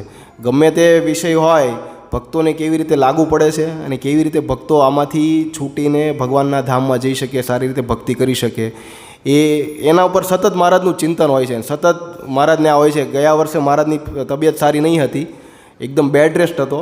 તો મહારાજ સૂતા પણ પ્રવચન આપતા હતા કે એટલી એમની એક શું કહેવાય કટિબદ્ધતા છે કે પોતાના ગુરુ પ્રત્યે અને પોતાના શિષ્યો જેમણે એમની શરણાગતિ લીધી છે એમનો ઉદ્ધાર કેવી રીતે કરવો જોઈએ તે એટલું મહારાજ ચોકસાઈથી ધ્યાન રાખે છે. તો મારું બહુ સદભાગ્ય છે કે આવા ગુરુ મહારાજનું શિષ્ય છું. અને સાથે આજના દિવસે હું ગુરુ મહારાજ પાસે ક્ષમા પણ માગું છું કે મારા વરિષ્ઠ ભક્તો છે એમની હું સેવા કરું છું ને ક્યાંક ને ક્યાંક મારી કંઈ ભૂલ થઈ જાય છે. કોઈને હું ઊંચા અવાજે કહી દઉં છું, ક્યારેક મારાથી બોલાઈ જાય છે અને ઘણા ભક્તોને ખોટું લાગી જાય છે. તો આ બધી ભૂલો ગુરુ મહારાજને હું પ્રાર્થના કરીશ કે મને એક તુચ્છ સેવક, એક નગણ્ય સેવક સમજીને એ ભૂલો માફ કરે અને ફરીથી આવી સેવા કરવાની મને પ્રેરણા આપે. હરે કૃષ્ણ. પાદાય કૃષ્ણ પૃષ્ઠાય ભૂતલ શ્રીમતી ભક્તિ વિકાસ સ્વામી નમો વિષ્ણુ પાદાય કૃષ્ણ પૃષ્ઠાય ભૂતલ ભક્તિ વેદાંત સ્વામી નારાયણ શાશ્વત ગૌરવ તો આજના દિવસે ગુરુ મહારાજના ચરણોમાં મારા દંડવત પ્રણામ. તો સદભાગ્ય છે મારું કે કંઈક બે શબ્દ મારા અનુભવ બોલવાનો મને આજે અવસર મળ્યો. તો ભગવદ્ ગીતા તેના મૂળ રૂપે, જે રીતે ઘણીવાર પ્રવચનમાં જયગન પ્રભુ કહે ને કે ઘી તો ઘી જ હોય ને, ઘીની આગળ શુદ્ધ લગાવવાની શું જરૂર, બરાબર ને? તો આપણે પ્રચાર કરવા જઈએ ને તો આપણે કહીએ ને ઘણાને આ ભગવદ્ ગીતા લઈને આવ્યા, તો પેલો કહેશે મારી પાસે છે, તો આપણે શું કહીએ? આ તેના મૂળ રૂપે છે કહીએ છીએ ને. જનરલી આ પોઈન્ટ આપણે બોલીએ કે તમારી પાસે આ નહીં હોય તો આ લ્યો. પછી આપણે શું કહીએ ને કે જેવી ભગવાને કીધી ને એવી સેમ, એમાં કોઈ મિક્સિંગ નથી, એટલે તેના મૂળ રૂપે. તો કોઈ પ્રશ્ન કરે કે તો શું તમારા ગુરુ મહારાજ, આપણે કહીએ ને કે આ પ્રભુપાદે ટીકાઓ કરેલી છે, તો શું અર્જુનને કીધી ડાયરેક્ટ ભગવદ્ ગીતા, તો પ્રભુપાદને ડાયરેક્ટ કીધી? કે આપણે કહીએ ને કે કોઈ બી જાતની ભેળ વગર ડાયરેક્ટ સીધી, તો કેવી રીતે સમજી શકાય? કે પછી આપણે બતાવીએ કે આ ગુરુ શિષ્ય પરંપરાથી છે. પછી આપણે પેલું ગુરુ શિષ્ય પરંપરાનું પેજ બતાવીએ કે આવી રીતનું તમને નહીં મળે જોવા, કે આ રીતે છે, એટલે માટે આ ભગવદ્ ગીતા જેવી ભગવાને કીધી એવી સેમ અહીંયા સુધી પહોંચી, એટલે તેના મૂળ રૂપે. તો તે જ રીતે પ્રભુપાદે કંઈ ભગવાનથી ડાયરેક્ટ નથી સાંભળી, એટલે પ્રભુપાદે ગુરુ શિષ્ય પરંપરાનું પાલન કર્યું સેમ ટુ સેમ, એટલા માટે તેના મૂળ રૂપે થઈ. તે જ રીતે આપણે મહારાજના જે બી કંઈ આપણા પ્રત્યેના આદેશ છે એ તેના મૂળ રૂપે છે. તેના મૂળ રૂપે એટલે મહારાજે કંઈ પોતે નથી લખ્યા, પણ પ્રભુપાદને જે છે, પ્રભુપાદે જે આપ્યું તેવું જ રૂપે, તે જ રૂપે આપણે સુધી આવ્યા. જે રીતે હમણાં મને એક અનુભવ થયો પુસ્તક વિતરણમાં, કે એક વ્યક્તિ, એક સંપ્રદાય હતો, એ પોતાની સંપ્રદાયની પુસ્તક વાંચી રહ્યો હતો ઘરમાં ચાલતા ચાલતા. મેં એમને જઈને ભગવદ્ ગીતા બતાવી. મેં કહ્યું લેવો ભગવદ્ ગીતા. મને કે નહીં ચાલશે, આમ હાથમાં બુક એના, નહીં ચાલશે, નહીં ચાલશે. ભગવદ્ ગીતાને ટચ નહીં કરે એ વ્યક્તિ. મેં કીધું કેમ, કંઈક વાંધો છે તમને ભગવદ્ ગીતા અડવવામાં? નહીં નહીં બસ ચાલશે એમ કે. એટલે પછી મને થયું કે આ ભગવદ્ ગીતા પ્રત્યે આટલી ઈર્ષા કેમ ધરાવે? એક વ્યક્તિ, એક હિન્દુ લાગતા હતા ઘરમાં, ને પુસ્તક બી હતી કે એના પરથી ખબર પડતી હતી કે એક હિન્દુ વ્યક્તિ છે, તો આટલી ઈર્ષા કેમ કરે? તો મને કે નહીં બસ અમને ચાલશે. એટલે મેં કીધું તમે ભગવદ્ ગીતા અડતા નથી? તો કે ના એવું કંઈ નથી એમ કે, પણ અમે અમારા ગુરુ મહારાજ જે, અમારા ગુરુ જે મહારાજ અમે માનેલા છે એ અમે આ પુસ્તકો વાંચીએ. તો અમે કીધું પણ ભગવદ્ ગીતાથી તમને કંઈક દુશ્મની છે, કંઈક વેર છે, કે એમાં કંઈક ખોટું લખેલું છે કે તમે એ જ વાંચો છો, ના નથી વાંચતા? તો કે નહીં. એટલે પછી એમણે કીધું કે, મેં કીધું બધી ખબર પડી મને કે કયા સંપ્રદાયથી છે, અમારે નામ નથી લેવું. પછી મેં કીધું મૂકો જો આ કોટ તમારા ગુરુ મહારાજે કહી ગયા છે કે ભાઈ મારા ઈષ્ટદેવ રાધાકૃષ્ણ છે ને શ્રીમદ ભાગવતમ અને ભગવદ્ ગીતાનું અધ્યયન કરવું જોઈએ. એ તો ત્યારે કીધેલું ને એમ કે. હવે સમજો આ મુદ્દો છોકરો કીધો, એ એમ કહે છે કે એ ગુરુ મહારાજ જે અમારા હતા પહેલાં, એ એમણે ત્યારે કીધેલું, હવે હમણાં અમને કીધું છે કે તમારે આ વાંચવું જોઈએ. એટલે હવે આમાં મૂળ રૂપે જેવું નહીં રહ્યું, ફરી ગયું ને. તો આપણા બધાની એક સૌભાગ્ય છે કે આપણને પ્રભુપાદ જેવા એક આચાર્ય મળ્યા, ને પ્રભુપાદે એવું કંઈક અંદર ઉમેર્યું નહીં. ને એના પછી મારું પોતાનું એક સૌભાગ્ય છે કે મને પરમ પૂજ્ય ભક્તિ વિકાસ સ્વામી મહારાજ જેવા ગુરુ મળ્યા. મારી કોઈ લાયકાત હતી નહીં, તો પણ એમણે મને દીક્ષિત કર્યો છે. તો હું એક જોઈ શકું કે એમની કૃપાથી આ મુદ્દો હું સમજી શક્યો કે કોઈ પણ જાતની ભેળસેળ નહીં. નહીંતર આવું થઈ જાય આપણને શું ખબર પડે? એ તો કે નહીં, અમને તો એક જ વસ્તુ ખબર પડે કે આ અમારા ઈષ્ટદેવ ને આ અમારા ગુરુ, બસ. અમે બીજું કંઈ જાણતા જ નથી. એટલે પેલા બળદને આમ ડાબલા બાંધી દો હોય ને, ઘાંચીનો બળદ હોય ને ગોળ ગોળ ફર્યા કરે, એ બીજી દુનિયા કાંઈ ખબર નહીં હોય ને. તો એવું નથી, એટલે એવું એકનિષ્ઠતા હોવી જોઈએ, પણ પહેલાં જ્ઞાન તો હોવું જોઈએ ને કે ભાઈ કઈ જગ્યાએ આપણી એકનિષ્ઠતા હોવી જોઈએ. ડાબડા બાંધી દેવાનો મતલબ એવું નથી કે કોઈ આગળ બાજુ જવું નહીં. એમને કીધું એક નારાયણ અમારા ભગવાન. મેં કીધું નારાયણ ને લક્ષ્મીનારાયણમાં શું ફરક કયો? અમારે એવી ચર્ચા નથી કરવી, અમારા ગુરુએ ના પાડી છે એમ કે જેને ચર્ચા કરવી હોય એને મારી પાસે લઈ આવવાના. એટલે અમુક આટલો સામાન્ય પ્રશ્ન છે કે નારાયણ અને લક્ષ્મીનારાયણમાં અંતર શું, એ તો કયો નહીં જવાબ આપે. તો મારો મુદ્દો કહેવાનો એ કે આપણે એ એક પરંપરાથી આપણને આ જ્ઞાન મળ્યું, જેથી કરીને આપણે આ બધી વસ્તુને સ્પષ્ટ રીતે સમજી શકીએ છીએ. ને જ્યાં સુધી સ્પષ્ટ રીતે આપણે સમજીશું નહીં ત્યાં સુધી આપણી અંદર સંશય રહેશે, ને સંશયથી આપણે પ્રગતિ કરી શકીએ નહીં. સંશય આત્મા વિનશ્યતિ. ભગવાન પોતે કહે કે જ્યાં સુધી સંશય છે ત્યાં સુધી કોઈ મારી શરણમાં આવી શકે નહીં, એ ભક્તિમાં આગળ નહીં વધી શકે. એટલે આ જે સંશયો હતા બધા, એ સંશયોથી આપણે સંપૂર્ણ રીતે પણ પ્રયાસ કરી રહ્યા છીએ કે મુક્ત થઈ જઈએ. પણ જો ગાઈડલાઈન નહીં મળતી હોય તો સંશય ધીરે ધીરે ધીરે નષ્ટ થાય ને આપણે ભક્તિમાં આગળ વધી શકીએ. તો એ પરમ પૂજ્ય ભક્તિ વિકાસ સ્વામી મહારાજનું બહુ મારા પર ઋણ છે કે એમના આ બધા બહુ બધા સંશયો એમને પુસ્તકોના માધ્યમોથી, પ્રવચનના માધ્યમોથી જે પ્રભુપાદ સ્પષ્ટ રીતે કહેવા માંગતા હતા, પણ આપણી બુદ્ધિ ટૂંકી હતી એટલે આપણે સમજી નહીં શકતા હતા. એટલે એની પર વધારે ફોકસ કર્યું. જેથી પેલા પ્રભુજીએ કીધું કે આપણા જ ઘરને વસ્તુ જો લાઇટ ન હોય તો આપણને મળે નહીં. તે જ રીતે એ જ રીતે આ બધી બહુ બધા મુદ્દાઓ જે છે જે ક્લિયર આપણને નહીં થતા હતા, એ એમણે મહારાજે એકદમ સ્પષ્ટ રીતે ક્લિયર થયા એમની વાણીથી ને એમના પુસ્તકોથી. તો આજના દિવસે એક પ્રાર્થના કરું કે વધારે વધારે આપણે મહારાજને પાલન મતલબ મહારાજને પદ ચિહ્નો પર ચાલવા, મતલબ પ્રભુપાદના પદ ચિહ્નો પર ચાલ્યા બરાબર. એવું નથી કે મહારાજની પાછળ જ, પ્રભુપાદના ચિહ્નો પર ચાલ્યા બરાબર કહેવાય. કારણ કે યદ યદ આચરતી શ્રેષ્ઠ, એટલે શ્રેષ્ઠ લોકો જે છે એ વધારે, એટલે એનું પાલન કરવાથી આપણે ઓલરેડી ત્યાં જઈશું. હરે કૃષ્ણ. ઓમ અજ્ઞાનતિમિરંધસ્ય જ્ઞાનાંજન શલાકા ચક્ષુર્મિલિતં તસ્મૈ શ્રી ગુરુવે નમઃ. હરે કૃષ્ણ. મને છે ને કોઈ કંઈ માઇકમાં બોલવાનું કહે ને તો મારી હાર્ટબીટ ડબલ થઈ જાય અને ખબર નહીં હવે શું હોય, પણ કોઈ એકલા મળે ને તો હું હાંક્યા જ કરું સવાર સુધી, હોવાય ન દઉં રાત્રે. તો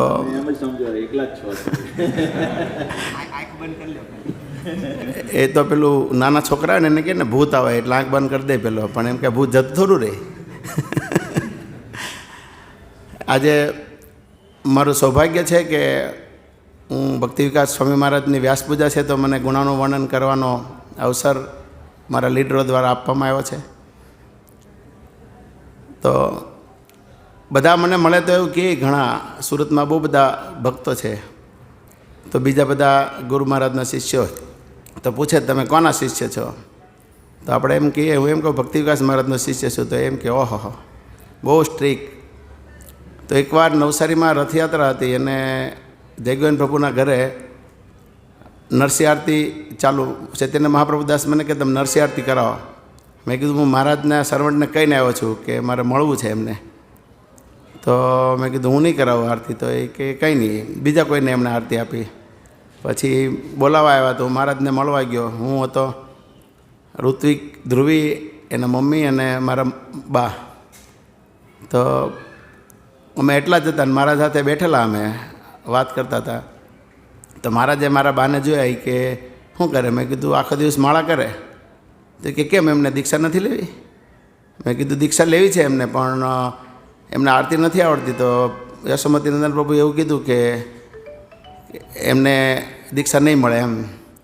તો મહારાજે બહારે બેઠા, પછી વાત કરી. પછી 2 દિવસ પછી મહારાજે કહેવરાયું રાધેશ પ્રભુ થ્રુ કે કુકુરમુંડામાં તમે જપ માળા પોગાડો અને વડોદરા તમારી દીક્ષા છે મારા મમ્મીની. તો બધા એવું કહે કે બહુ સ્ટ્રીક છે, બહુ સ્ટ્રીક છે, પણ મારો અનુભવ એવો છે કે મહારાજ નિયમોમાં સ્ટ્રીક છે, બાકી મહારાજ એટલા નર્મ છે કે આપણે એની કલ્પના નહીં કરી શકીએ એમ. પછી એકવાર વડોદરામાં મારા મમ્મીની દીક્ષા થઈ, પછી બધાને ભક્તોને લઈને મળવા જવાનું હતું, તો કોઈ હતું નહીં, રાધેશ પ્રભુ જતા રહ્યા. તો બધાને હું મળવા ગયો લઈને. તો જ્યારે આપણે મહારાજને જોઈએ તો ઘણા શિષ્યો મહારાજ આવતા હોય ને તો હંતાઈ જાય એમ, મહારાજની સામે ન જાય એમ. પણ ખરેખર એ મહારાજની પાસે જઈને બેસે તો એને ખબર પડે કે મહારાજ સ્ટ્રીક નથી, નિયમોમાં જ સ્ટ્રીક છે મહારાજ એમ. બાકી મહારાજ એટલા દયાળુ છે, જો એ દયાળુ ન હોય તો મને ભક્તિ ન મળી હોય. હું તો બહુ પાખંડી માણસ હતો, હજી પણ છું જેવો એમ. તો પણ મારાથી ભક્તિ વિકાસ સ્વામી મહારાજની કૃપાથી આજે હું ભક્ત બન્યો. મારામાં હજી કોઈ ગુણ નથી ભક્તના, હું ભક્તિ કરવાનો એ લાયક માણસ જ નથી, પણ ભક્તિ વિકાસ સ્વામી મહારાજની કૃપાથી આજે હું ભક્ત બન્યો છું. હું વધારે બોલી શકતો નથી, પણ હરે કૃષ્ણ. હરે કૃષ્ણ. નમઃ વિષ્ણુપાદાય કૃષ્ણ પ્રેષ્ઠાય ભૂતલે શ્રીમતે ભક્તિ વેદાંત સ્વામિને તે નામિને.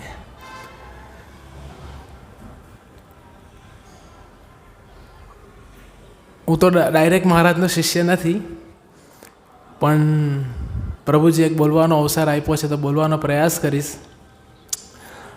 મારી સૌથી પહેલાં મુલાકાત પરમ પૂજ્ય ભક્તિ વિકાસ સ્વામી મહારાજ સાથે સેલમમાં થઈ હતી.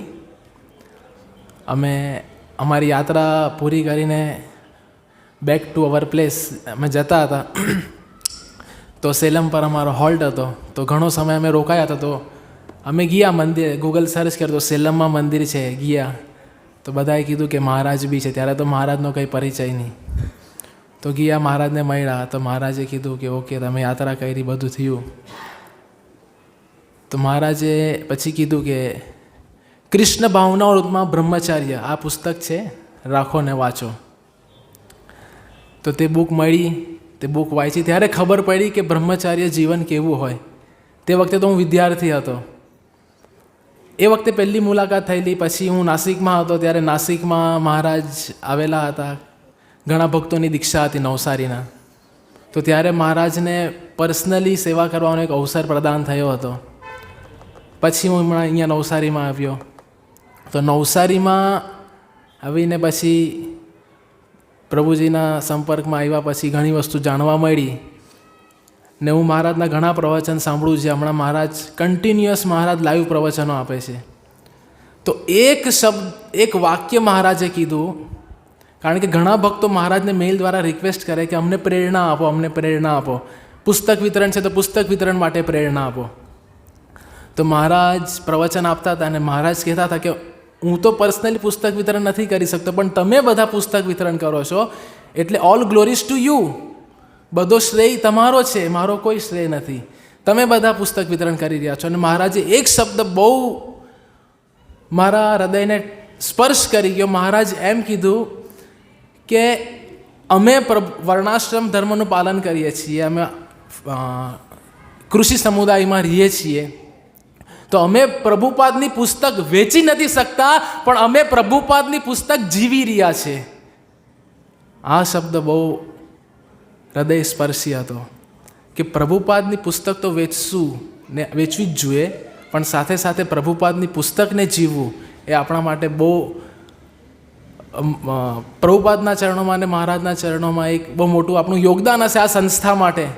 કારણ કે મહારાજ અપેક્ષા રાખે છે કે આ સંસ્થા માટે કંઈ યોગદાન કરો. તો આ મહારાજના શબ્દોને ધ્યાનમાં રાખીને એવો પ્રયાસ કરીએ છીએ કે પ્રભુપાદના પુસ્તકોને જીવીએ. હરે કૃષ્ણ. નમો વિષ્ણુપાદાય કૃષ્ણ પૃષ્ઠાય ભૂતલે શ્રીમદ ભક્તિ વેદાંત સ્વામી નામિને. નમો વિષ્ણુપાદાય કૃષ્ણ પૃષ્ઠાય ભૂતલે શ્રીમદ ભક્તિ વેદાંત સ્વામી નામિને. નમઃ હરે કૃષ્ણ. બધા ભક્તોને મારા દંડવત પ્રણામ. આજે પરમ કૃપાળુ પૂજ્ય ભક્તિ વિકાસ સ્વામી મહારાજનો વ્યાસ પૂજા ઉત્સવ છે. તો તે નિમિત્તે હું મહારાજનો એકદમ ગૌણ દાસ મહારાજના ગુણાનુવાદ કરવાની કોશિશ કરીશ, જે મારું બહુ મોટું સૌભાગ્ય છે.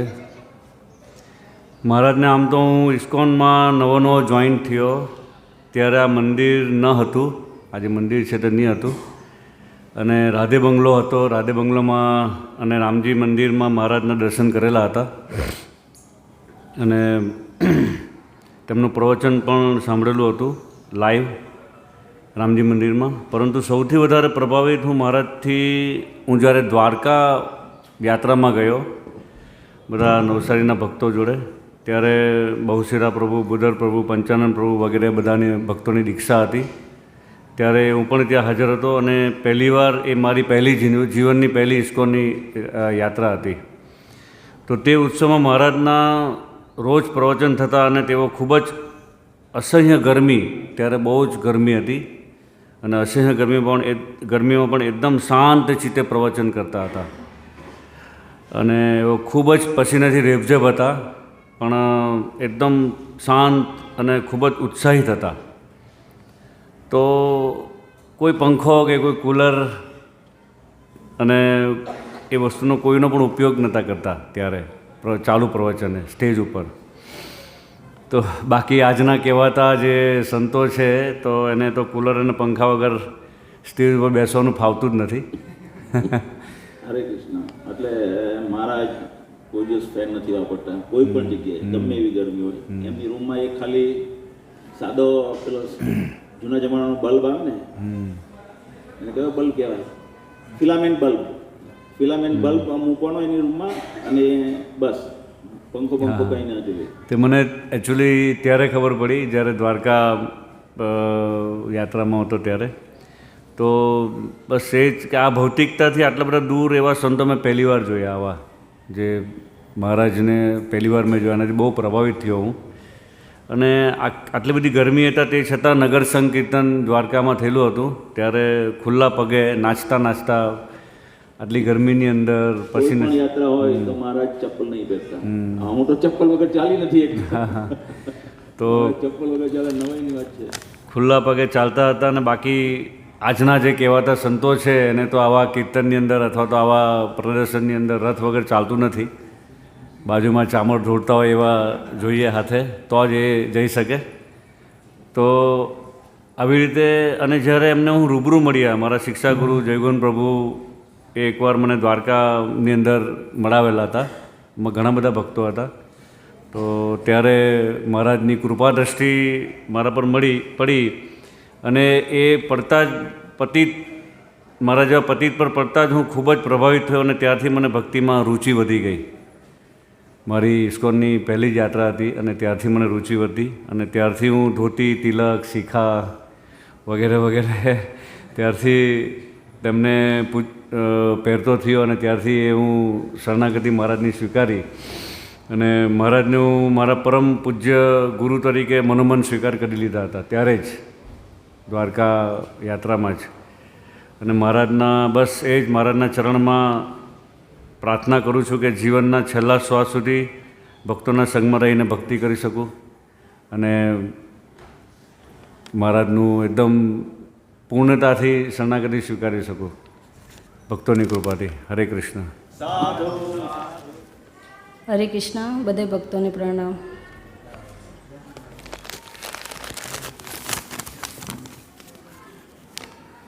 હે ગુરુ મહારાજ, તમારી કૃપાથી હું તમારે વિશે કુછ બોલું રહી હું. મારા જન્મ એક આવા સમાજમાં થયો હતો, તેમાં ભગવદ્ ગીતા સ્ત્રીઓથી દૂર રાખવામાં આવતી હતી. પણ તમે તો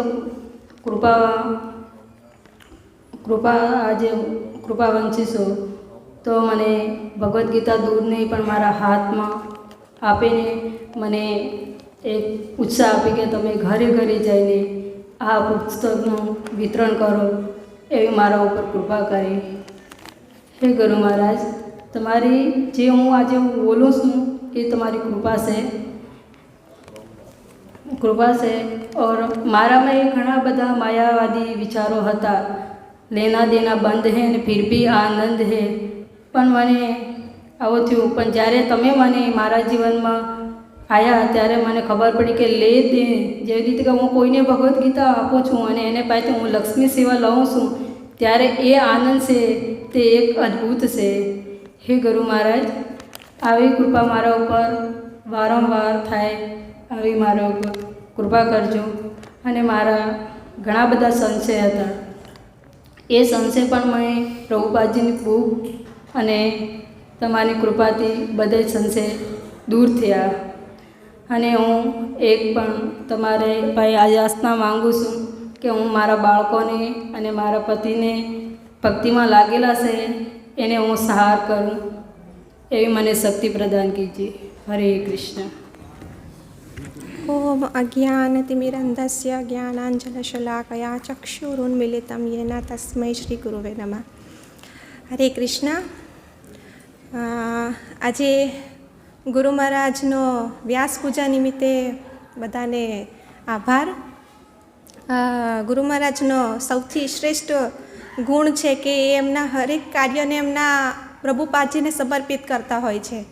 એમનું નાનામાં નાનું કાર્ય પણ એ પ્રભુપાદને સમર્પિત કરે છે. તો ગુરુ મહારાજ આપણને જ શીખવાડે છે કે આપણે પણ આપણા હર કાર્યને ગુરુને સમર્પિત કરીએ.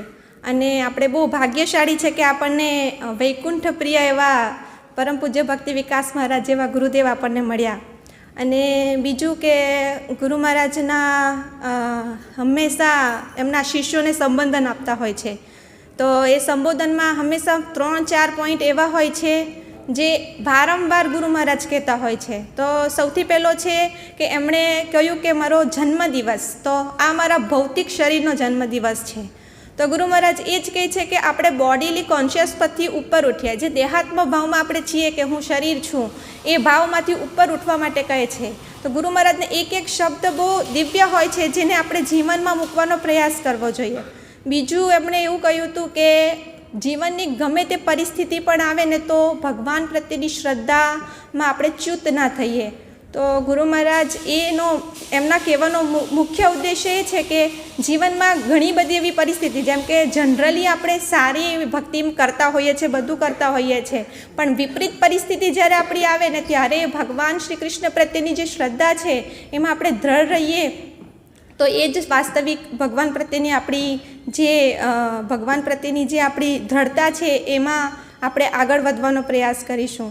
અને ત્રીજું ગુરુ મહારાજ એમ કહે છે કે પ્રભુપાદજીનો મૂળ છે કે હંમેશા પ્રભુપાદજીએ પુસ્તક વિતરણ અને પ્રચાર મૌખિક રીતે કે કોઈ પણ રીતે પ્રચાર કરવાનું કહ્યું. તો ગુરુ મહારાજ એ પણ કહે છે કે આપણે પણ પ્રચાર કાર્યમાં જોડાઈએ. તો ગુરુ મહારાજ હંમેશા પુસ્તક વિતરણ છે, પ્રચાર કાર્યમાં, જેમ કે તમે જે જ્ઞાન મેળવ્યું એ બીજાને પ્રદાન કરો. ગુરુ મહારાજ આ વાક્ય વારંવાર એમના શિષ્યોને સંબોધનમાં કહેતા હોય છે. તો આપણે પ્રયાસ કરવો જોઈએ કે આપણી પાસે જે કંઈ જ્ઞાન મળે છે પ્રભુપાદજીની કૃપાથી, ગુરુ મહારાજની કૃપાથી, એને આપણે બીજાને આપવાનો પ્રયાસ કરીએ. અને હું મારું ખુદનું રિયલાઇઝેશન કહું તો એકવાર હું ઘરમાં બેઠી હતી અને હું વિચાર કરતી હતી કે બહુ બધા અનર્થો છે આપણી અંદર પડ્યા, ક્યારે બધા ક્લીન થશે? આ અનર્થો તો કૂટી કૂટીને ભર્યા છે. પછી 5 મિનિટ પછી મહારાજનો જેવો સ્પીકર ચાલુ કર્યું અને ગુરુ મહારાજ એમાં એ જ લાઈન બોલ્યા કે આપણા જન્મ, ત્યારે મને તરત જ રેસિપ્રોકેટ કર્યો ગુરુદેવે કે આપણે જન્મના બધા પાપ કર્મો છે ને, તો એ સંસ્કારને લઈને આગળ વધીએ છીએ, તો એક શુદ્ધ થતાં બહુ સમય લાગશે, તો એના માટે ધૈર્ય રાખવું પડશે. તો ગુરુ મહારાજ એવું નથી કે આપણે પ્રેક્ટિકલી જ કંઈ કે આપણને કોઈ પણ રીતે આપણને પુસ્તક થ્રુ અથવા તો એમના પ્રવચન થ્રુ ઘણું બધું માર્ગદર્શન કરતા હોય છે. તો ગુરુ મહારાજના ચરણમાં સાદર પ્રણામ. હરે કૃષ્ણ. ज्ञानांजन शलाकया चक्षुरुन्मीलितं येन तस्मै श्री गुरुवे नमः. हम तो इतने पतित जीव है, तो फिर भी गुरु महाराज ने उनके चरणों में हमको शरणागति दी है. मैं एक बार लेक्चर सुन रही थी, मतलब भक्तों के बीच प्रभु जी ने बताया ऐसे. तो एक भक्त था, महाराज को मिलने गया, तो उन्होंने महाराज को बोल रहे थे कि महाराज उससे ये है, तो महाराज बोलते बी हम्बल, नम्रता रखो. महाराज उनकी बात सुन रहे थे मगर उनको बता रहे थे नम्रता, मतलब एक गुण सिखा रहे थे महाराज. मतलब भक्त को ऐसा लगा महाराज ऐसे बता रहे हैं कि क्यों नम्र बनने के लिए बोल रहे. फिर उन्होंने बताया महाराज ने लास्ट में कि हमको ये जो बॉडी मिली इसी जन्म में निकल जाना वैकुंठ लोग. अगर हम भक्तों के साथ ऐसा व्यवहार करेंगे तो हमारे अनर्थ क्या जाने के बजाय बढ़ेंगे. तो महाराज ने अच्छे से बताया. और दूसरा, मैं एक बार लेक्चर सुन रही थी तो किसी भक्त ने प्रश्न पूछा महाराज को कि क्या गंगा में नहाने से पाप दूर होते हैं? तो महाराज ने एक ही बात में बताया कि पाप करना ही नहीं हमको, तो धोने की बात कहाँ है? अगर पाप करेंगे तो धोने का फिर डाउट जाएगा गंगा में नहाने से दूर होंगे कि नहीं. तो मेरा स्वभाव, मतलब मैं बता रहा हूँ, मेरा स्वभाव ऐसा था पहले कि कोई बोलता था तो मैं उसको तुरंत जवाब दे देती थी. फिर महाराज के लेक्चर सुन के थोड़ा बहुत गुण वो लाने का प्रयास कर रही हूँ. और ऐसे, और एक बार महाराज को मिलने गए थे तो मतलब जैसे हम अपना जैसा लगता था. महाराज अपने बारे में बता रहे थे कि इतने रोग है मेरे को, इतनी बीमारी है. तो मैं सोची अगर कोई ऐसे अपने बारे में भी नहीं बताता, महाराज अच्छे से बता रहे थे, तो ऐसे महाराज हमको मिले हैं और ऐसे गुरु के चरणों में प्रणाम। धन्यवाद। हरे कृष्ण। હરે કૃષ્ણ. બધા ભક્તોને પ્રણામ. હું ગુરુ મહારાજ વિશે બોલવા માંગુ છું. હે ગુરુ મહારાજ, મારા જીવનમાં ઘણો બધો બદલાવ આવ્યો. હું ભક્તો દ્વારા ભક્તિમાં આગળ વધું એવી મારા પર કૃપા કરજો. હે ગુરુ મહારાજ, તમારા કારણે હું ભોગ લગાવતી થઈ ગઈ, બુકો વાંચતી થઈ ગઈ, માળા કરતી થઈ ગઈ અને નાના નાના નિયમોનું પાલન કરતી થઈ. તમારા કારણે હું જીવનમાં શુદ્ધ વિશે મને ખબર પડી અને તમારા કારણે બધા સેવા કરતી થઈ ગઈ. પિતાજીના માર્ગદર્શનમાં રવિવારના બાળકોના પ્રોગ્રામમાં બાળકો માટે ડ્રોઈંગ સેવા કરું છું. રામાયણમાં માતા સીતા ચરિત્ર અને સારું લાગ્યું. ગુરુ મહારાજ, પ્રાર્થના કરું છું કે હે ગુરુ મહારાજ, મારી ભક્તિમાં વધી શકું એવી શક્તિ પ્રદાન કરો. હરે કૃષ્ણ. જય શ્રી ગુરુ મહારાજ કી. તો ગુરુ મહારાજનું ઓફરિંગ હતું 20 ડિસેમ્બરે સબમિટ કરવાનું હતું, વ્યાસ પૂજાનું ઓફરિંગ. તો બધા ભક્તોએ તમારામાંથી કર્યું હશે અને મેં પણ એ 20 ડિસેમ્બરે જે સબમિટ કર્યું તે જ હું અહીંયા રિપીટ કરીશ. 20 ડિસેમ્બર લાસ્ટ ડેટ હતી. 3 જાન્યુઆરી મહારાજની ગુરુ પૂજા વ્યાસ પૂજા હોય છે, એટલે તિથિ પ્રમાણે ડેટ પ્રમાણે તિથિ પ્રમાણે તો મહારાજને ખબર જ નથી કે મારી તે દિવસે કઈ તિથિ હતી. કારણ કે લંડનમાં જન્મ્યા હતા મહારાજ. એ દેહનો જન્મ લંડનમાં થયો હતો, દિવ્ય દેહ.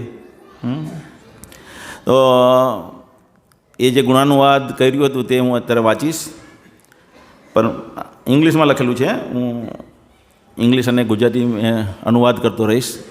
આદરણીય ગુરુ મહારાજ, તમારા ચરણોમાં મારા સાદર પ્રણામ. પ્રભુપાદ કી જય હો. We have passed last 2 years in pandemic situation and there was no festival in the association of your release. બે વર્ષ આપણે આ પેન્ડેમિક એટલે કે કોવિડના વાતાવરણમાં કાઢ્યા અને આ 2 વર્ષથી કોઈ મહારાજની હાજરીમાં મોટો ઉત્સવ નથી થયો. અને મહારાજના ગેરહાજરીમાં ઉત્સવ એટલે પ્રાણહીન હોય છે. જેમ કે અત્યારે હમણાં આપણે નગર સંકીર્તન કાઢ્યું, એ જ નગર સંકીર્તન જો મહારાજ હોય તો આની જગ્યાએ પ્લેટફોર્મ ઊંચું હોય, એટલું ઊંચા એકદમ હાઈ ટેમ્પો પર પ્લેટફોર્મ પર સંકીર્તન થતું હોય. બધાનો ઉત્સાહ ડબલ હોય, ડબલ નહીં ટ્રિપલ ચોપલ હોય. તો એવો ઉત્સાહ જ્યારે પણ આપણે જઈએ છીએ મહારાજની સાથે, જ્યારે પણ આપણે યાત્રાઓ જોઈએ છીએ, તો યાત્રાઓમાં નગર સંકીર્તન હોય પણ જબરજસ્ત એક્સ્ટેટિક કીર્તન હોય, એકદમ ઉત્સાહિત કીર્તન હોય. રોડ ઉપર જતા લોકોને 1 મિનિટ ઊભા કરી દે એવું કીર્તન હોય. રથયાત્રા આપણે ત્યાં નવસારીમાં નીકળે ત્યારે મહારાજનું હોય હાજરીમાં કીર્તન જે હોય through out the road, station પરથી શરૂ થાય અહીંયા લગીને 5.5 કિલોમીટર. કેટલું કિલોમીટર? 5.5 કિલોમીટર છે ને? 5.5 કિલોમીટર એક ધારો ઉત્સાહિત કીર્તન હોય છે. તો ગુરુ મહારાજની ગેરહાજરી એટલે અત્યારે કેટલા કોઈ પણ ઉત્સવમાં ક્યાંય પણ તો આપણને પ્રાણહીન બનાવી દીધા હતા. તો હું એવો પ્રાણહીન અમે અનુભવી રહ્યા છીએ અમારા જીવનને. પણ હવે એક આશાની કિરણ જાગી છે કે તમારી એક શિડ્યુલ છે માર્ચ 2022માં કે તમે ગુજરાતમાં આવી રહ્યા છો. અને હું આશા રાખું છું કે તમે એક નવસારીમાં પબ્લિક પ્રોગ્રામ કરવાનો અમને મોકો આપશો. કારણ કે હું જોઉં છું એક વખત મહારાજની તબિયત સારી નહીં હતી તો અમે એમને સાપુતારા લઈ ગયા હતા. તો સાપુતારા મહારાજ ગયા પછી મહારાજ ઈચ્છતા હતા પબ્લિક પ્રોગ્રામ, પણ અમે સમજી નહીં શક્યા ભાવ મહારાજનો, અને અમે ભક્તોનો પ્રોગ્રામ કર્યો. પણ મહારાજ, હું જોઉં છું કે જ્યારે મહારાજ સેલમમાં હોય તો દર 15 દિવસે એક પબ્લિક પ્રોગ્રામનું આયોજન કરે ગોકુલચંદ્ર પ્રભુ, અને મહારાજ એનાથી બહુ પ્રસન્ન થાય. અને એક વખત ત્રીજી વખત નવસારીમાં જ્યારે આવ્યા મહારાજ, ત્યારે મેં એક પબ્લિક પ્રોગ્રામ રાખ્યો હતો ટાટા હોલમાં. અને જગન્નાથ પ્રભુએ મને કીધું, મેં મારા જીવનમાં મહારાજને એટલા ઉત્સાહિત ક્યારેય નથી જોયા. અને એટલી બધી ભીડ, 1000ની કેપેસિટી ટાટા હોલની અને 2000 પબ્લિક, અને 2000 પબ્લિક ને મહારાજનો એ ઉત્સાહ જોઈને પેલા લોકો ત્યાં ડોરકીપર રાખે કે કોઈ માણસ 1000 માણસની અંદર વધારે અંદર જવો નહીં જોઈએ. કેમ? કારણ કે કંઈ પણ આગ કે એવી દુર્ઘટના થઈ હોય તો પછી એ લોકો ક્લચમાં આવે ગવર્મેન્ટમાં, એટલે એ લોકો 1000 માણસથી વધારે અમે નહીં જવા દેશું. અને અરવિંદાક્ષ પ્રભુએ કીધું એક માણસના 1000 રૂપિયા અમે આપીશું, બધાને અંદર જવા દેવું. ઉત્સાહ જેવો હતો બધાનો, એક માણસના 1000 રૂપિયા આપીશું અમે, અંદર જવા દેવું બધાને. ફ્રી પ્રોગ્રામ હતો છતાં પણ અમે તો મહારાજ આવી રીતના પબ્લિક પ્રોગ્રામથી બહુ પ્રસન્ન હોય છે. તો મેં મહારાજને વિનંતી કરી કે એક અમે પબ્લિક પ્રોગ્રામ કરીશું, અમને એક મોકો આપો કે પબ્લિક પ્રોગ્રામ તમારી હાજરીમાં કરી શકીએ અને નવસારીમાં ભક્તોની દીક્ષા થાય, આજુબાજુના શહેરના ભક્તો પણ અહીંયા દીક્ષા લેશે. પછી ધેર આર મેની વૈદિક લિટરેચર્સ, બહુ બધા વૈદિક સાહિત્યો છે, but they are very difficult to understand, પણ એને સમજવા બહુ ભારી છે. ઇવન સો કોલ સ્કોલર્સ, કહેવાતા પંડિતો તત્વજ્ઞાનીઓ કહેવાતા એ શાસ્ત્રોને સમજી શકતા નથી. શું નહીં સમજી શકતા? વેદેશ સર્વરહમ એવા વેદ્ય, કે એ બધા શાસ્ત્રોનો ઉદ્દેશ છે ભગવાન કૃષ્ણને જાણવા. સમજી નહીં શકતા. આપણે જોઈએ છે બહુ મોટા મોટા સ્કોલરો મોટી મોટી વાતો કરે ભગવાનમાં મેં કીધે, પણ આપણે કૃષ્ણની વાત કરવા માટે કે તમે વાત બંધ કરો. એટલે આપણે સમજી શકીએ છીએ કે એ લોકો ભગવાનને જાણતા નથી. બટ શિલ પ્રભુપાદ્સ બુક, પણ પ્રભુપાદના જે પુસ્તકો છે એ આપણને મદદ કરે છે. આજે આપણે બધા જ કૃષ્ણ જ તું ભગવાન સ્વયં. મેં તો મારી જીવનમાં ઇસ્કોનમાં જોડાયા પહેલાં કદી કૃષ્ણ ભગવાનને પ્રણામ નથી કર્યા, કદી એક દિવસ પણ નહીં. રામ ભગવાનને ભજતો હતો હું, પણ કૃષ્ણ ભગવાન છે કે કૃષ્ણને પ્રણામ કરવું જિંદગીમાં ક્યારેય નહીં.